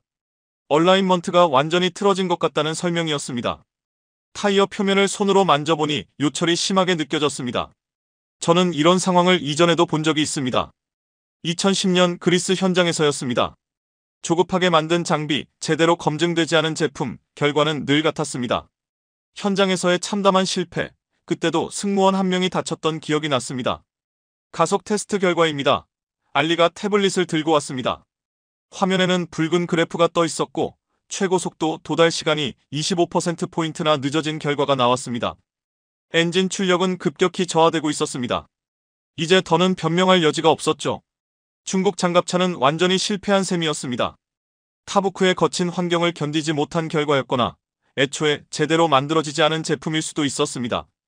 그때 제 눈에 이상한 장면이 들어왔습니다. 중국 업체의 기술자 2명이 급하게 짐을 싸고 있었고 각종 서류와 노트북을 황급히 가방에 넣고 있었습니다. 시험이 끝나지도 않았는데 말이죠.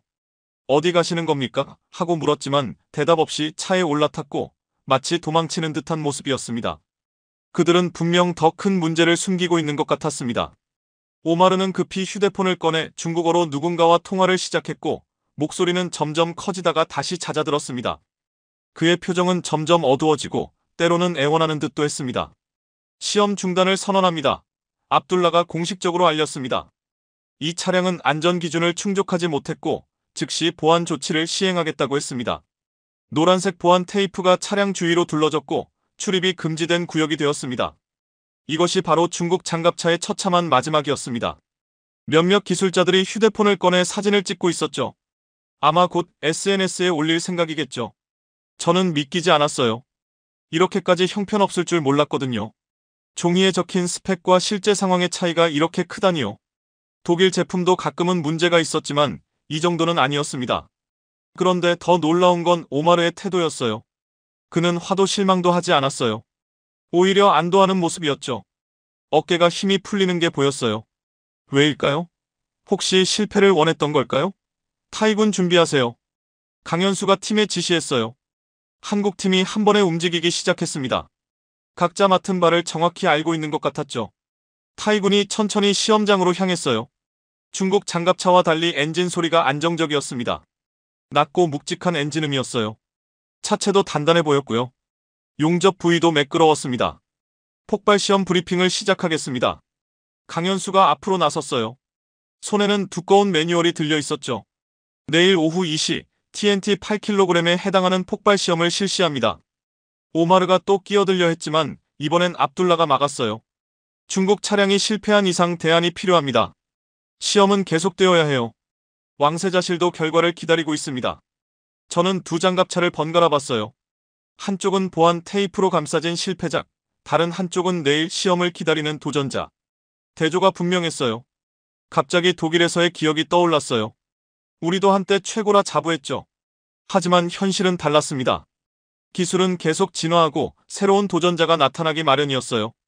한국이 그 도전자가 될 수 있을까요? 내일이 진짜입니다. 김세진이 제 옆에서 말했어요. 폭발을 견디는 건 완전히 다른 차원의 기술이니까요. 단순히 철판 두께의 문제가 아니에요. 맞는 말이었어요. 주행이나 내구성은 기본이었죠. 진짜 전투 상황에서의 생존성, 그게 핵심이었어요. 폭발 충격파를 어떻게 분산시키느냐가 관건이었습니다. 해가 점점 높아지고 있었어요. 기온도 오르기 시작했죠. 벌써 40도를 넘었습니다. 내일 이 시간 타이군이 폭발 속에서 살아남을 수 있을까요? 중국 차량이 트레일러에 실려 시험장을 떠났어요. 초라한 퇴장이었죠. 트레일러 위에서도 오일이 계속 흘러내렸습니다.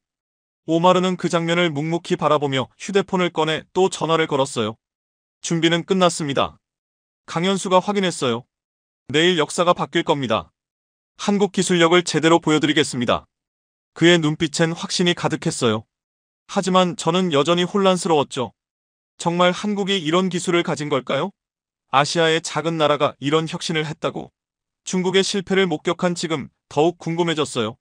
내일의 폭발 시험, 그 결과가 모든 걸 결정할 거예요. 사우디의 선택, 중동의 미래, 그리고 재평가도요. 압둘라가 체크리스트를 들고 다가왔습니다. 베커 씨, 내일 시험의 안전감독관으로 참여해 주실 수 있습니까? 당신의 경험이 필요합니다. 물론이죠. 제가 대답했어요. 이제 물러설 수 없었습니다. 저도 이 순간의 일부가 될 거였어요. 성공이든 실패든 말이죠. 제 이름이 보고서에 오를 테니까요. 관제소로 돌아가는 길에 강현수가 말했어요. 중국 제품의 실패는 예상했지만 이렇게 빨리 무너질 줄은 몰랐네요. 기본도 안 되어 있었군요. 그의 말이 맞았어요. 너무 빨리, 너무 쉽게 무너졌어요. 마치 처음부터 경쟁 상대가 아니었던 것처럼요. 종이호랑이였던 거죠. 시계를 봤어요. 폭발 시험까지 정확히 20시간 남았어요. 긴장감이 점점 커졌습니다. 관제소의 공기도 무거워졌어요. 내일 모든 게 결정될 거예요. 타이군이 폭발을 견딘다면 중동의 방산 지도가 바뀔지도 모릅니다. 한국이 새로운 강자로 떠오르는 거죠. 실패한다면 글쎄요. 또 하나의 실패 사례만 늘어나겠죠. 그런데 저는 이상하게 한국팀을 응원하고 있었습니다. 그들의 진정성과 자신감이 저를 움직인 것 같았어요. 중국과 다르게 그들은 자신들의 기술을 확실히 신뢰하고 있었어요. 혼돈 속에서도 한 가지는 분명했습니다. 내일은 단순한 테스트가 아니라 새로운 시대의 시작이 될 수 있다는 것. 그리고 저는 그 현장의 직접적인 증인이 될 거라는 것. 역사의 한 장에 제 이름이 기록될지도 모릅니다. 폭발 실험 대기 구역은 타부쿠 시험장의 가장 외곽에 위치해 있었어요. 두꺼운 콘크리트 방호벽이 둘러싸고 있었고 그 너머에는 넓은 공터가 펼쳐져 있었죠. 타이고는 그 중앙에 홀로 서 있었습니다. 마치 결투를 앞둔 전사 같았어요. 차체에 반사된 햇빛이 눈을 찔렀습니다. 체크리스트 점검을 시작합니다. 김세진이 두꺼운 매뉴얼을 펼쳤습니다. 각 항목을 하나하나 읽기 시작했죠. 방폭 시트 설치 상태 점검, 블랙박스 작동 상태 점검, 내부 압력 센서 이상 없음, 비상 탈출 시스템 준비 완료. 강현수가 타이곤 주위를 천천히 돌며 마지막 점검을 했습니다. 차체 하부에 폭약이 놓일 자리를 확인하고 있었어요. 정확히 차량 중앙, 가장 취약한 부분이었죠. 실전에서 IED가 터지는 바로 그 자리였습니다. 그는 무릎을 꿇고 차체 바닥을 손으로 만져봤습니다. 그 순간이었습니다. 오마르가 빠른 걸음으로 다가왔어요. 얼굴에는 조소가 가득했죠. 이제 그만하시죠. 이건 단순한 쇼일 뿐입니다. 모두가 그를 돌아봤어요. 무슨 말이냐는 표정들이었죠. 생각해보세요. 오마르가 계속 말을 이었습니다. 실제 상황에서 누가 차량 안에 앉아 폭발을 기다리겠습니까? 이건 비현실적입니다. 단지 관객을 위한 퍼포먼스에 불과하죠. 저는 그의 말에 일리가 있다고 생각했어요. 실제로 독일에서도 폭발 실험은 무인으로 진행됐으니까요. 더미를 태우거나 원격 조종으로 하는 게 일반적이었습니다. 생명을 대신할 수는 없으니까요. 맞습니다. 저도 동의했습니다. 인명피해의 위험이 너무 큽니다. TNT 8kg이면 건물도 무너뜨릴 수 있습니다. 콘크리트 벽도 뚫을 수 있죠. 독일식 계산으론 위험했어요. 폭발 반경, 충격파 강도, 파편 속도를 따져보면 생존 확률이 희박했습니다. 아무리 장갑이 두꺼워도 내부 충격은 치명적일 수 있죠. 고막이 터지거나 내장이 손상될 수도 있었습니다. 외상도 피할 수 없었어요. 베커 씨도 동의하시네요. 오마르가 득이만만하게 말했습니다. 자, 이제 이 위험한 일은 그만두고 서류로 마무리하죠. 시뮬레이션 데이터면 충분합니다. 압둘라도 고민스러운 표정이었습니다. 안전감독관으로서 당연한 반응이었죠. 확실히 위험합니다. 국제안전 기준에도 맞지 않아요. 제네바 협약에도 위배될 수 있습니다. 그 순간 분위기가 묘하게 흘렀습니다. 한국팀의 사기가 떨어지는 게 보였습니다. 그들도 내심 걱정하고 있었던 것 같았어요. 몇몇은 불안한 눈빛으로 서로를 바라봤죠. 바로 그때였습니다. 제가 타겠습니다. 강현수의 목소리가 울렸습니다. 차분하면서도 단호한 목소리였죠. 모두가 놀라 그를 봤어요. 제정신이냐는 표정이었죠. 미쳤습니까? 오마르가 외쳤습니다. 죽고 싶은 겁니까? 아닙니다. 강현수가 대답했습니다. 살고 싶습니다. 그래서 타는 겁니다. 저도 가족이 있습니다. 무슨 말인지 쉽게 이해되지 않았어요. 모순처럼 들렸으니까요. 강현수가 말을 이어갔습니다. 사람이 탈 수 없는 장갑차는 의미가 없습니다. 숫자와 데이터만으로는 신뢰를 줄 수 없어요. 진짜 데이터는 사람의 용기에서 나옵니다. 그는 타이군을 가리켰습니다. 이 차는 사람을 지키기 위해 만들어졌습니다. 그렇다면 사람이 타서 증명해야죠. 그것이 진짜 기술입니다. 저도 같이 타겠습니다. 김세진이 앞으로 나섰습니다. 젊은 여성 엔지니어가 이런 결정을 내린 것에 저는 놀랐습니다. 안 됩니다. 제가 말렸습니다. 이건 너무 위험해요. 시뮬레이션과 현실은 다릅니다. 변수가 너무 많아요. 하지만 김세진은 물러서지 않았어요. 저는 이 차를 설계하는 데 참여했습니다. 제가 만든 차를 믿지 않으면 누가 믿겠습니까? 그녀는 체크리스트를 들었습니다. 폭발 시 내부 센서 데이터를 실시간으로 읽어야 해요. 원격으로는 불가능합니다. 반드시 안에서 확인해야 합니다. 그게 제 책임입니다. 강현수가 헬멧을 집어들었습니다. 방폭 헬멧이었어요. 무게가 3kg쯤 되는 것 같았어요. 저는 결심했죠. 30분 후에 시작할 예정이었습니다. 오마르는 휴대폰을 꺼내 들었어요. 이건 살인행위라고 외쳤죠. 당장 멈추게 하겠다고 했습니다. 아마도 상부에 보고하려던 것 같았어요. 손가락이 미세하게 떨리고 있었습니다. 그런데 압둘라가 그를 저지했죠. 잠깐만 기다려보라고 했어요. 그는 서류를 재확인했죠. 스스로 참여하는 거라면 법적으로 문제없다며 이미 서명까지 완료했다고 했습니다. 오마르의 얼굴은 붉게 달아올랐고 목에는 혈관이 도드라졌습니다. 모두 미쳤다고 했죠. 이런 위험한 행동을 하다니 말이에요. 무모한 게 아니라고 강현수는 차분하게 설명했어요. 모든 것은 계산된 위험이라며 이미 수백 번이나 시뮬레이션을 돌렸다고 했죠. 그는 태블릿을 꺼내 폭발 시뮬레이션 결과를 보여줬습니다. 충격파가 퍼지는 경로, 차량 차체의 변형 예측, 내부 압력 변화까지 아주 자세하게 나와 있었어요. 빼곡하게 그래프와 데이터가 가득했습니다. 비자 형태로 설계된 하부 구조가 폭발 충격을 양쪽으로 분산시켜준다고 김세진이 덧붙였어요. 이중 바닥 구조가 한 번 더 충격을 흡수하고요. 특별히 고안된 좌석이 승무원을 보호해준다고 했습니다. 생존 확률은 98%라고 했어요. 98%라는 높은 숫자지만 2%의 실패 가능성이 있다는 뜻이기도 했죠. 만약 그 2%가 현실이 된다면 어떻게 될지 상상해봤습니다. 제 마음이 흔들렸어요. 이들의 용기가 감동적인지 아니면 너무 무모해서 화가 나는 건지 잘 모르겠더라고요. 그 순간 제 머릿속에 떠오른 기억이 있었습니다. 15년 전 독일 프라운호퍼 연구소에서 있었던 일인데 한 젊은 엔지니어가 자신이 직접 개발한 안전 시스템을 본인이 직접 시험했었죠. 모두가 만류했지만 끝까지 자신의 신념을 굽히지 않았습니다. 결과적으로 성공했고 그 시스템은 지금도 유럽 전역에서 쓰이고 있어요. 그의 이름은 전설이 되었습니다. 10분 남았다는 소리가 들렸어요. 알리 관제관이 알려줬습니다. 목소리가 떨렸죠. 강현수와 김세진은 타이곤 위에 올랐습니다. 방폭 장비를 완전히 착용한 상태였어요. 두꺼운 조끼 덕분에 두 사람이 더 커 보였습니다. 해치가 닫히는 소리가 들렸고 마치 무거운 철문이 닫히는 느낌이었어요. 음성 확인. 강현수의 목소리가 무전기에서 흘러나왔습니다. 내부 점검을 시작한다고 했고 모든 시스템이 정상이라고 했어요. 응급팀은 대기 위치에서 준비를 마쳤죠. 구급차 2대와 의료진이 이미 대기하고 있었습니다. 소방차도 자리에 있었습니다. 최악의 경우를 대비한 준비였어요. 저는 망설이고 있었습니다. 이들을 말려야 하지 않을까 싶기도 했죠. 하지만 동시에 저 사람들의 신념이 부러웠어요. 자신들이 만든 걸 그 정도로 믿을 수 있다는 게 대단했죠. 5분 전, 카운트다운이 시작됐습니다. 오마르는 마지막으로 설득을 시도했죠. 지금이라도 늦지 않았으니 내려오라고 간절히 말했습니다. 대답은 없었어요. 3분 전, 바람이 멎었고 참악한 정적이 시험장 전체를 감쌌어요. 모두가 숨을 죽이고 있었습니다. 새소리조차 들리지 않았어요. 1분 전, 손바닥에 땀이 배어 나왔어요. 심장은 미친 듯이 뛰고 있었습니다. 정말 이런 일이 벌어질 수 있나 의심스러웠죠. 30초. 김세진의 목소리가 들렸습니다. 모든 센서 정상, 기록 시작한다고 했습니다. 출력 문제 없다고 했죠. 떨림 없는 차분한 목소리, 정말 전문가다운 모습이었습니다. 10초.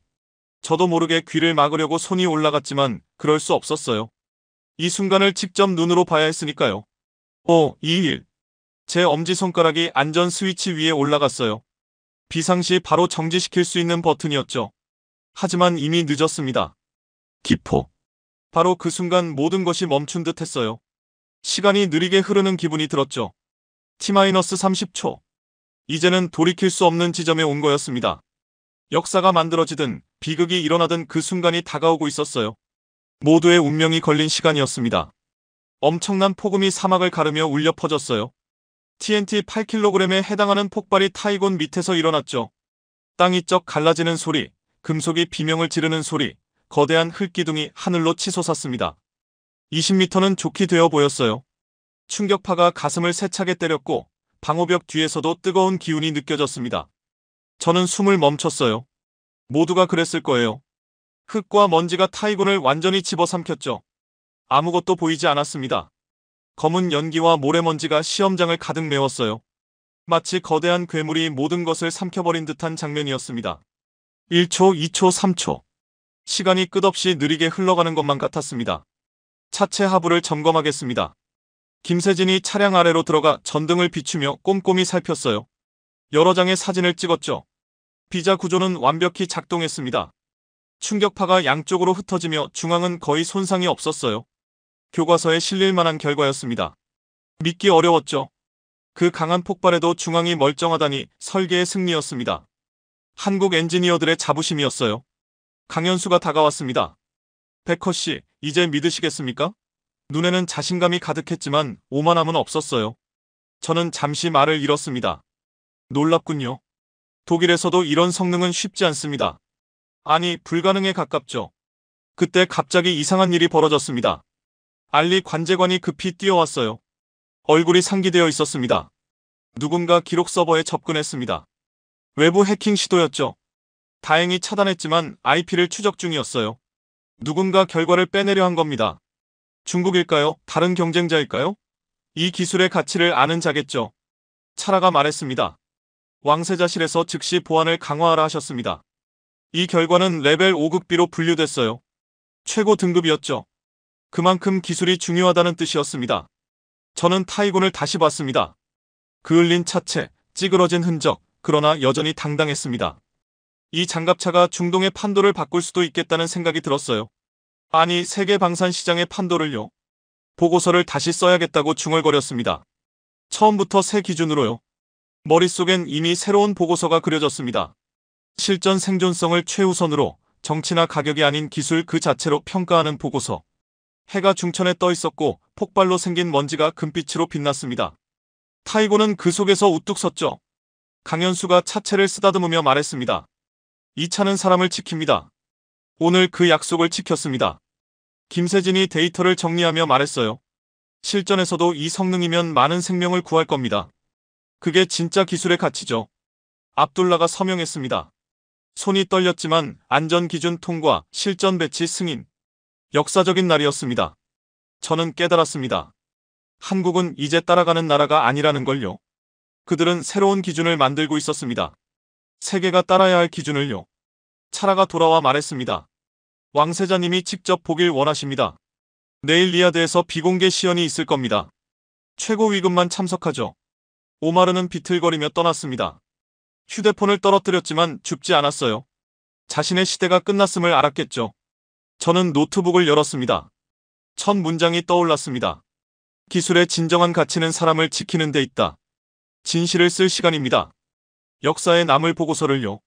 리야드의 임시 집필실은 호텔 비즈니스 센터 한쪽에 있었습니다. 에어컨 소리만 잔잔했죠. 노트북 앞에 앉자 전화가 울렸습니다. 레나트 폰 크라우제, 독일 시절 동료이자 지금은 중동 로비스트였죠. 마티아스, 어디 있나? 리야드입니다. 보고서 작성 중이죠. 잘 됐군. 바로 올라갈게. 묘한 긴장감이 느껴졌습니다. 10분 뒤 레나트가 도착했어요. 그 뒤엔 오마르도 있었습니다. 두 사람이 함께 나타난 걸 보니 뭔가 준비된 압박이 시작될 듯했죠. 레나트는 비싼 양복을 입고 있었고 오마르는 초조하게 시계를 봤습니다. 보고서 초안 좀 보게. 레나트가 단도직입적으로 말했습니다. 저는 작성 중인 화면을 보여줬습니다. 그의 표정이 점점 굳어졌습니다. 턱 근육이 경직되는 게 보였어요. 이게 대체 뭐지? 한국 제품을 최고 등급으로 평가했잖아. 저는 사실을 그대로 쓴 거예요. 그렇게 답했습니다. 오마르가 말을 끊으며 나섰죠. 초안에서 한국 평가를 낮춰야 해요. 폭발 시험은 단순히 운이 좋았던 거예요. 그의 목소리에는 절박함이 묻어났습니다.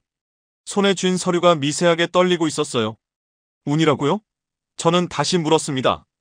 TNT 8kg을 정면에서 맞고도 주행을 계속하는 게 정말 운이라고 생각합니까? 그것도 사람이 탑승한 상태로요? 레나트가 의자에 앉았습니다. 묵직한 몸을 의자에 기댄 채 오래된 친구에게 말하듯 편하게 입을 열었죠. 마티아스, 우리가 알고 지낸 지 얼마나 됐지? 20년이야. 너도 잘 알잖아. 이 바닥이 어떻게 돌아가는지. 그는 계속해서 이야기했어요. 가성비를 내세우고 정치적인 요소도 보고서에 반영해야 해. 현실적인 보고서란 그런 거야. 왕세자실도 그런 걸 원할 거고 항상 그랬잖아. 바로 그 순간이었습니다. 머릿속에 오래전 기억이 스쳐 지나갔어요. 2012년 독일 본사 회의실. 같은 대화를 나눴던 순간이 선명하게 떠올랐죠. 그때도 진실을 외면하고 타협을 선택했습니다. 기술보다 정치를, 진실보다 타협을 택했던 시절. 그 결과가 어땠죠? 아프가니스탄에서 목숨을 잃은 병사들이었어요. 23살이던 막내 병사의 얼굴이 아직도 잊히지 않습니다. 더는 안 됩니다. 저는 단호하게 말했어요. 이제 다시 그럴 순 없습니다. 예전처럼 살 수 없어요. 오마르가 언성을 높였죠. 당신은 자문관일 뿐이에요.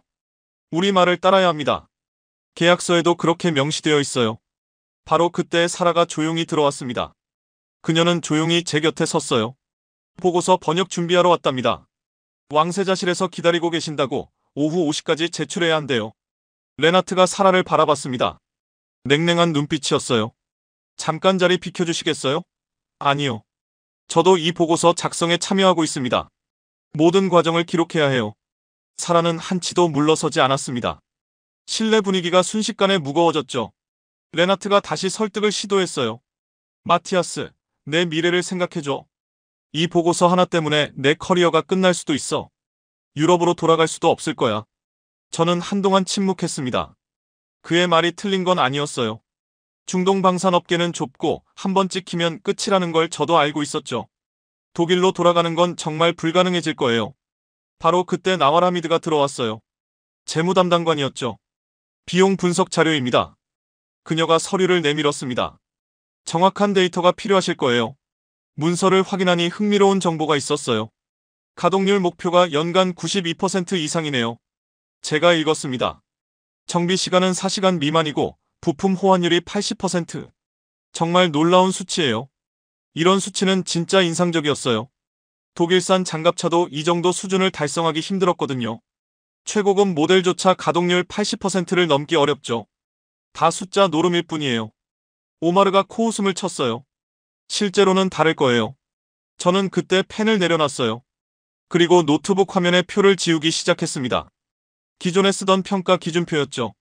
가격, 납기, 정치적 요소가 들어간 표였어요. 10년 넘게 써온 틀이었죠. 뭘 하는 거야? 레나트가 놀란 목소리로 물었습니다. 자리에서 벌떡 일어났어요.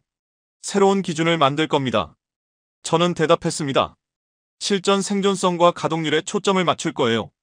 21세기에 맞는 기준으로요. 키보드를 두드리기 시작했습니다. 새로운 표가 만들어졌어요. 맨 위에는 생존성, 그 다음엔 가동률, 정비의 용이성 순이었죠. 가격은 가장 아래로 내렸고 정치적 고려는 아예 뺐습니다. 미쳤구나? 레나트가 소리를 질렀어요. 이런 기준이 어디 있어? 30년 일하면서 이런 보고서는 처음 봐. 이제는 필요합니다. 저는 대답했어요. 사람의 생명이 걸린 문제니까요. 더 이상 숫자 노름으로 생명을 거래할 수 없습니다. 차라가 제 작업을 보며 말했습니다. 이 기준이 맞아요. 왕세자님도 실전 성능이 가장 중요하다고 하셨죠. 어제 직접 그렇게 말씀하셨어요. 오마르의 얼굴이 빨개졌습니다. 목에 핏줄이 도드라졌죠. 이건 배신이에요. 우리가 얼마나 준비를 했는데. 중국 쪽 계약이. 그는 말을 멈췄어요. 실수였던 거죠. 그리고 그 순간 저는 모든 걸 깨달았습니다. 오마르가 이미 중국 쪽과 뭔가 거대한 합의를 한 게 틀림없다는 생각이 들었어요. 그래서 그렇게까지 절박하게 행동한 거였죠. 분명 커미션도 약속받았을 거라고 짐작했어요. 오마르 씨, 저는 글을 읽었습니다. 어제 중국 장갑차가 무너지는 모습을 직접 봤잖아요. 용접 부위가 갈라지고 현가장치가 파손됐던 그 장면이요.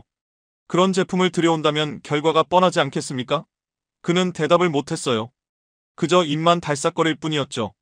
레나트가 마지막 패를 내밀었습니다. 독일 업계에서 너를 매장시켜버릴 수 있다고 프라운호퍼와 라인메탈 모두 자기 편이라고 했죠. 노골적인 협박이었습니다. 그런데 저는 웃음이 나왔어요. 씁쓸하지만 솔직한 미소였죠. 상관없었습니다. 이미 충분히 오래 일했으니까요. 이제는 진실이 더 소중했어요. 그러자 레나트가 진짜 의도를 드러냈죠. 대체 왜 그러는 거냐? 한국이 너에게 뭘 줬냐? 돈이냐? 여자냐? 뭐냐고 묻더군요. 저는 잠시 생각에 잠겼어요. 그들이 제게 준 게 뭘까요? 돈도 아니었고 명예도 아니었어요. 저는 용기를 받았습니다. 그들이 만든 것을 목숨 걸고 증명하는 용기. 그게 진정한 기술자의 모습이었죠. 저 역시 한때는 그런 사람이었어요. 차라가 조용히 문장을 다듬기 시작했습니다. 그녀의 손길이 더해지자 보고서는 한층 또렷해졌죠. 동시에 아랍어 번역도 이루어졌습니다. 유출자를 반드시 색출하라는 명령이 있었어요. 오마르가 갑자기 입을 열었습니다. 어제 SNS 사진 말이야. 누가 올렸는지 찾아내야 해. 왕세자실에서 알게 되면 큰일 난다는 걸 알았기에 뭔가 감추려다 오히려 드러나버린 꼴이었어요. 하산 병사의 사진 한 장이 모든 걸 뒤집어버린 셈이죠. 저는 계속해서 타이핑을 이어갔습니다. 생존성 테스트 결과 타이곤, TNT 8kg 상당 폭발 이후 0.2km 자력 주행 성공, 연간 가동률 예상치 92% 이상, 정비 소요 평균 4시간 미만, 모듈러 전환 3종 지휘대 전차 포병 지원 30분 이내 완료. 이 보고서는 제 이름으로 나갑니다. 저는 분명히 밝혔어요. 마티아스 베커, 전 루마에이지 설계 총괄, 그리고 모든 책임도 제가 집니다. 레나트가 깊게 한숨을 쉬었어요. 평생 후회하게 될 거라고 했죠. 그는 자리에서 일어났고 오마르도 뒤따라 일어났습니다. 저는 이미 수많은 후회를 해왔다고 답했어요. 거짓 보고서로 인해 희생된 사람들 때문이었죠. 이제는 진실을 써야 할 때입니다. 비록 늦었지만요. 오마르와 레나트는 나가버렸고 문이 쾅 닫혔습니다. 그 소리는 오래 남았어요. 차라가 조용히 말했습니다. 정말 용기 있으시네요. 쉽지 않은 결정이었을 텐데요. 저는 아니라고, 이미 너무 늦었다고 말했습니다. 10년이나 늦었어요. 저는 쓴웃음을 지었습니다. 나와리가 조용히 말했어요. 이 보고서가 채택되면 중동방산 시장의 판도가 완전히 바뀔 거라고, 새로운 기준이 만들어질 거라고 했습니다. 저는 그렇게 되어야만 한다고 답했죠. 더 이상 불량품 때문에 병사들이 목숨을 잃어선 안 되니까요. 창밖을 보니 리야드의 밤하늘이 펼쳐져 있었어요. 빛들이 반짝였고 그 불빛 하나하나가 지켜야 할 생명이라고 생각했습니다. 보고서 마지막 페이지에 서명란을 만들었어요. 작성자 마티아스 베커, 검토자 사라 알파드, 확인자 나왈라미드, 세 사람의 이름이 함께 적혔습니다. 진실을 택한 이들의 이름이었고 역사에 남을 이름들이었습니다. 내일 왕세자실에 제출합니다. 사라가 오전 10시에 확인했습니다. 저는 저장 버튼을 눌렀어요. 새로운 기준, 새로운 평가, 새로운 시작. 보고서의 제목을 바꿨습니다. 실전 생존성 중심 장갑차 평가 보고서. 이것이 제 양심의 선택이었습니다. 늦었지만 올바른 길이었어요. 메모란에는 두 단어만 남겼습니다. 생존성, 가동률. 이게 곧 새로운 시대의 핵심이 될 거였습니다. 리야드 국방부 합동 브리핑룸에는 이미 수십 명의 기자들이 가득 모여 있었습니다. 아침부터 온통 소란스러웠죠. 하산 병사가 SNS에 올린 사진 한 장이 모든 걸 바꿔놓았습니다. 폭발 직후의 타이곤과 그곳을 무사히 빠져나온 강현수, 김세진의 모습. 그 사진은 전 세계로 퍼졌어요. 믿을 수 없는 광경이다. 한국이 이런 기술을 가졌다고. 사우디가 비밀리에 도입을 논의 중이라는 소식에 국제 언론이 앞다퉈 보도했습니다. CNN, BBC, 알자지라까지 모두 이 이야기를 다루고 있었어요. 유수프 카림 대변인이 제게 다가왔습니다. 베커 씨, 준비되셨나요? 이제 곧 시작합니다. 그의 얼굴엔 결연한 각오가 묻어났어요. 왕세자실에서 직접 명령이 내려왔거든요. 모든 과정을 투명하게 공개하라는 지시였습니다. 그 순간 오마르가 브리핑룸 구석에서 초조하게 서성이는 모습이 눈에 들어왔어요. 그는 휴대폰을 붙잡고 계속 누군가와 통화 중이었죠. 아마 중국 쪽 상황을 해명하느라 분주했던 것 같아요. 사진이 왜 유출된 거야? 오마르의 날카로운 목소리가 들렸습니다. 하산이라는 병사를 찾아봐. 지금 당장. 하지만 이미 늦었습니다. 사진은 걷잡을 수 없이 확산됐고 더 이상 진실을 숨길 수 없게 된 겁니다. 강현수가 제 옆에 다가섰어요. 말끔한 정장 차림이었지만 어제의 긴장이 그대로 남아 보였죠. 준비됐습니다. 모든 자료를 공개하겠습니다. 차라가 통역 준비를 마쳤어요. 아랍어, 영어, 한국어로 동시에 전달될 예정입니다. 전 세계가 지켜보는 가운데 브리핑이 시작됐습니다. 유수프가 먼저 입을 열었죠. 오늘은 특별한 공식 발표가 있습니다. 최근 SNS에서 화제가 된 장갑차 시험과 관련해 입장을 말씀드리겠습니다. 저는 단상 위로 올라섰습니다. 수십 대의 카메라가 저를 비추고 있었죠.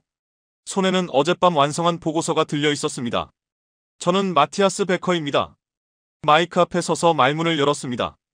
독일 루마에이지 전 설계 책임자이자 현재 사우디 왕실 방위사업 자문관으로 일하고 있습니다. 잠시 숨을 고르고 이어갔습니다. 어제 진행된 폭발 실험은 역사적 순간이었습니다. 한국 하나디펜스의 타이곤 장갑차가 TNT 8kg에 해당하는 폭발을 정면에서 견디고 살아남았습니다. 기자들 사이에서 술렁임이 일었어요. 8kg이라는 수치에 모두 놀란 듯했습니다. 더 대단한 건 폭발 직후일 2km를 자력으로 주행했다는 점입니다. 저는 보고서를 펼쳤어요. 실전 생존성 측면에서 획기적인 성과입니다. 한 기자가 손을 들었습니다. 실제 사람이 탑승했나요? 네, 그렇습니다. 강현수가 답했어요. 저와 김세진 엔지니어가 직접 타고 있었습니다. 진정한 기술 검증이라고 생각했기 때문입니다. 이어서 또 다른 질문이 나왔습니다. 중국 장갑차는 어떻게 됐습니까? 순간 오마르의 얼굴이 창백해졌죠. 이 질문을 피하고 싶었을 겁니다. 제가 답했습니다. 안전 기준을 만족시키지 못했습니다. 주행 도중 차체 균열과 현가장치 손상이 확인됐어요. 그때였습니다. 크린 왕세자실 대변인이 화면에 등장했습니다. 영상 연결이었죠. 왕세자님의 메시지를 전합니다. 대변인이 말하기 시작했습니다. 평가 결과를 존중하며 타이곤의 단계적 운용을 결정합니다. 공식 입장이었습니다. 차오디가 한국 장갑차를 선택한 것이죠. 기자들이 일제히 카메라 셔터를 눌렀습니다. 플래시가 번쩍였어요. 성능 세부 정보를 공개해달라는 요청이 나왔습니다.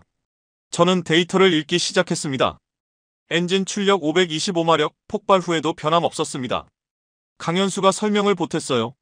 모듈러 변환 시스템 덕분에 지휘 차량, 대전차 차량, 포병 지원 차량으로 30분 만에 바꿀 수 있습니다. 단순한 장갑차가 아닙니다. 제가 강조했습니다. 변신이 가능한 전투 플랫폼입니다. 그때 나왈이 조용히 다가와 귓속말을 했습니다. 오마르 본부장 해임이 결정됐다고 했어요. 오마르는 비틀거리며 브리핑룸을 빠져나갔습니다. 그의 시대는 끝난 셈이었죠. 그를 막는 사람은 아무도 없었습니다. 한 외신 기자가 질문했습니다. 독일 전문가로서 한국 기술을 어떻게 보십니까? 이 질문을 기다렸습니다. 솔직하게 말씀드리겠습니다. 제가 답했어요. 한국은 더 이상 따라가는 나라가 아닙니다. 스스로 기준을 세우는 나라가 됐습니다. 순간 브리핑룸이 조용해졌어요.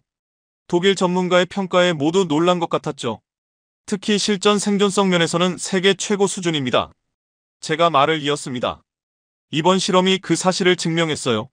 사라가 완벽하게 통역했습니다. 그녀의 목소리가 전 세계로 퍼져나갔죠. 앞으로 방산 시장은 달라질 것입니다. 저는 보고서를 높이 들었습니다. 가격이 아닌 생존성, 정치가 아닌 기술이 새로운 기준이 될 겁니다. 강현수가 마이크를 들었습니다. 한 말씀만 더 드리겠습니다. 잠시 멈췄다가 이어서 말했습니다. 기술의 목적은 사람을 보호하는 데 있습니다. 우리는 그 약속을 지켰습니다. 박수 소리가 터져나왔어요. 처음에는 몇 명만 손뼉을 쳤지만 곧 모두가 박수를 보냈습니다. 경쟁사 인사들조차 손뼉을 치고 있었죠. 유수프가 마지막 말을 했습니다. 오늘부터 사우디는 방위산업 장비를 새로운 관점으로 평가하겠다고요. 실전에서의 생존력과 가동성을 가장 중요한 기준으로 삼겠다고 했습니다. 발표는 끝났지만 기자들의 질문은 이어졌어요. 하산 병사의 사진이 결정적 역할을 했나요? 누군가 그렇게 물었습니다. 저는 미소를 지었습니다. 때론 진실을 담은 한 장의 사진이 수백 장의 자료보다 더 강한 힘을 가집니다. 그때 휴대폰이 진동했습니다. 하산 병사였습니다. 죄송하다며 사진을 공개했다고 했죠. 저는 괜찮다고 말했습니다. 오히려 덕분에 진실이 드러났으니 고맙다고 했죠. 발표장을 나서며 뒤를 돌아봤습니다. 대형 화면에는 타이군의 이미지가 비쳐 있었어요. 검게 그을린 차체, 하지만 당당한 모습이었습니다. 살아남은 전사의 인상이었죠. 차라가 말했습니다. 역사에 남을 하루였어요. 이제 진정한 시작입니다. 강현수가 대답했죠. 앞으로가 더 중요하다고 했습니다. 저는 서명된 보고서 표지를 다시 바라봤습니다. 제 이름이 뚜렷하게 새겨져 있었어요. 처음으로 자부심이 느껴졌습니다. 저는 고개를 숙여 인사했습니다. 한국식으로 예의를 갖추어. 새로운 시대가 열리는 순간이었습니다. 바깥에서는 속보가 전해지고 있었습니다.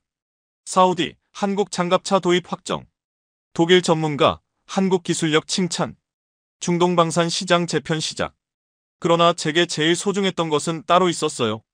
바로 진실을 말했다는 것. 비록 늦었지만 양심을 지켰다는 것.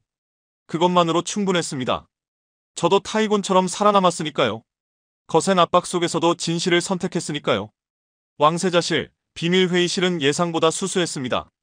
화려한 장식 대신 실용적인 가구가 놓여 있었고 벽에는 사우디의 미래에 대한 문구가 걸려 있었죠.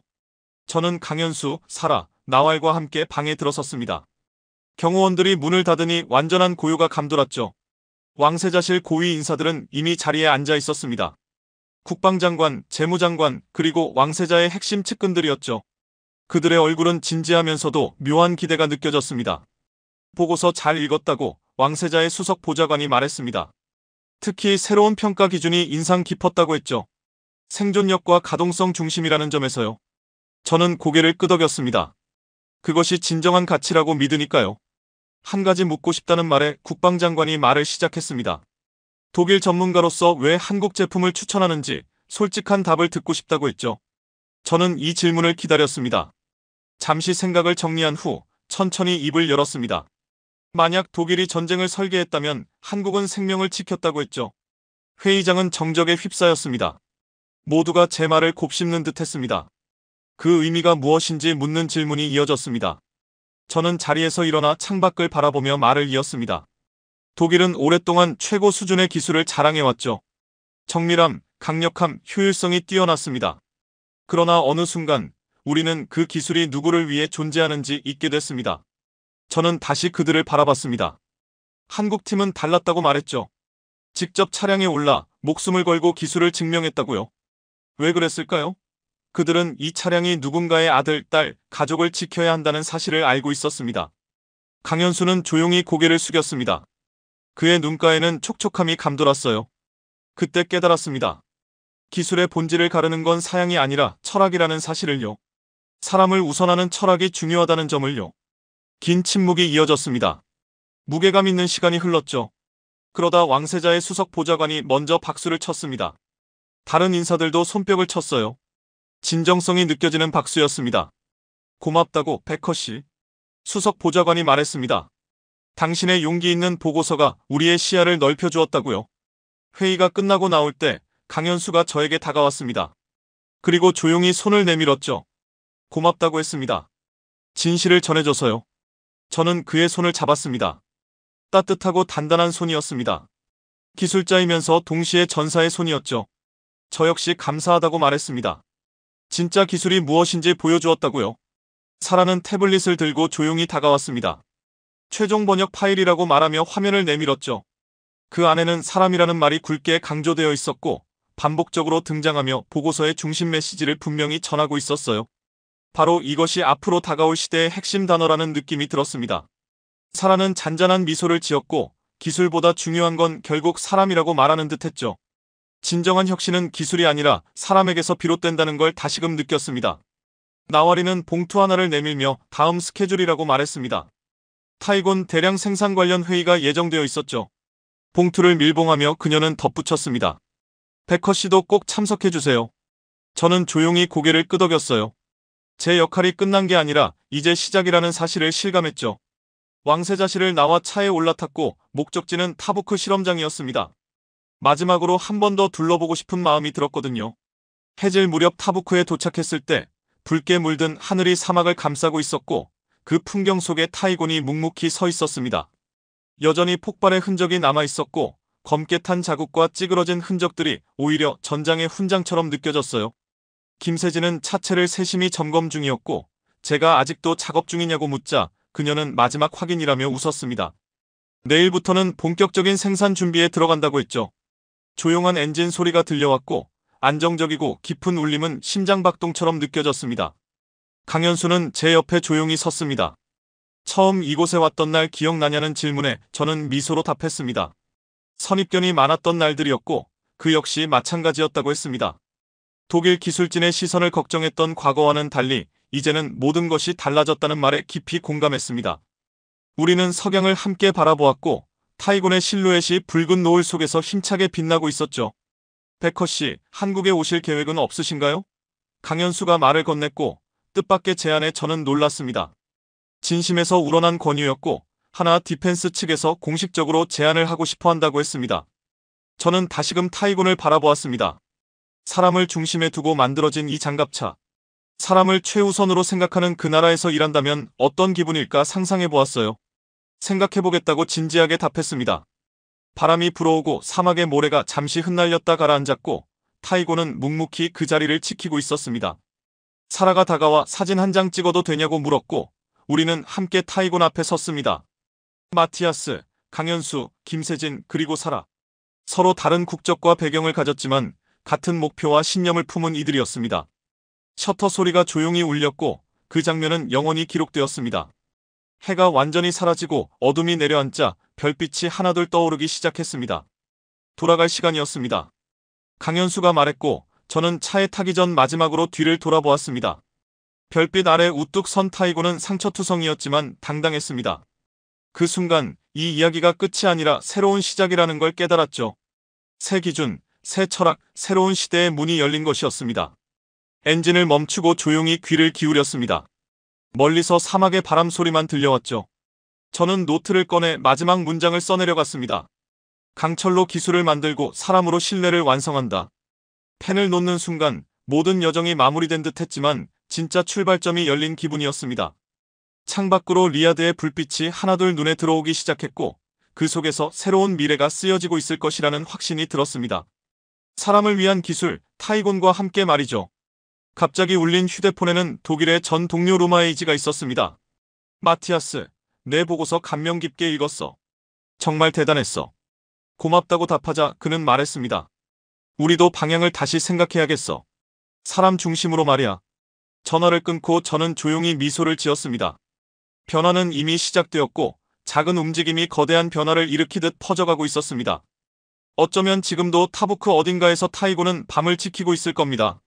상처를 자랑처럼 안고 내일을 준비하며 사람을 보호하는 그 자리에 여전히 서 있으면서 한국이 잘하고 있다고 생각하신다면 한국 최고, 아직 부족하다고 느끼신다면 한국 힘내라. 여러분의 의견을 댓글로 들려주세요. 지금까지 감동을 더하다였습니다.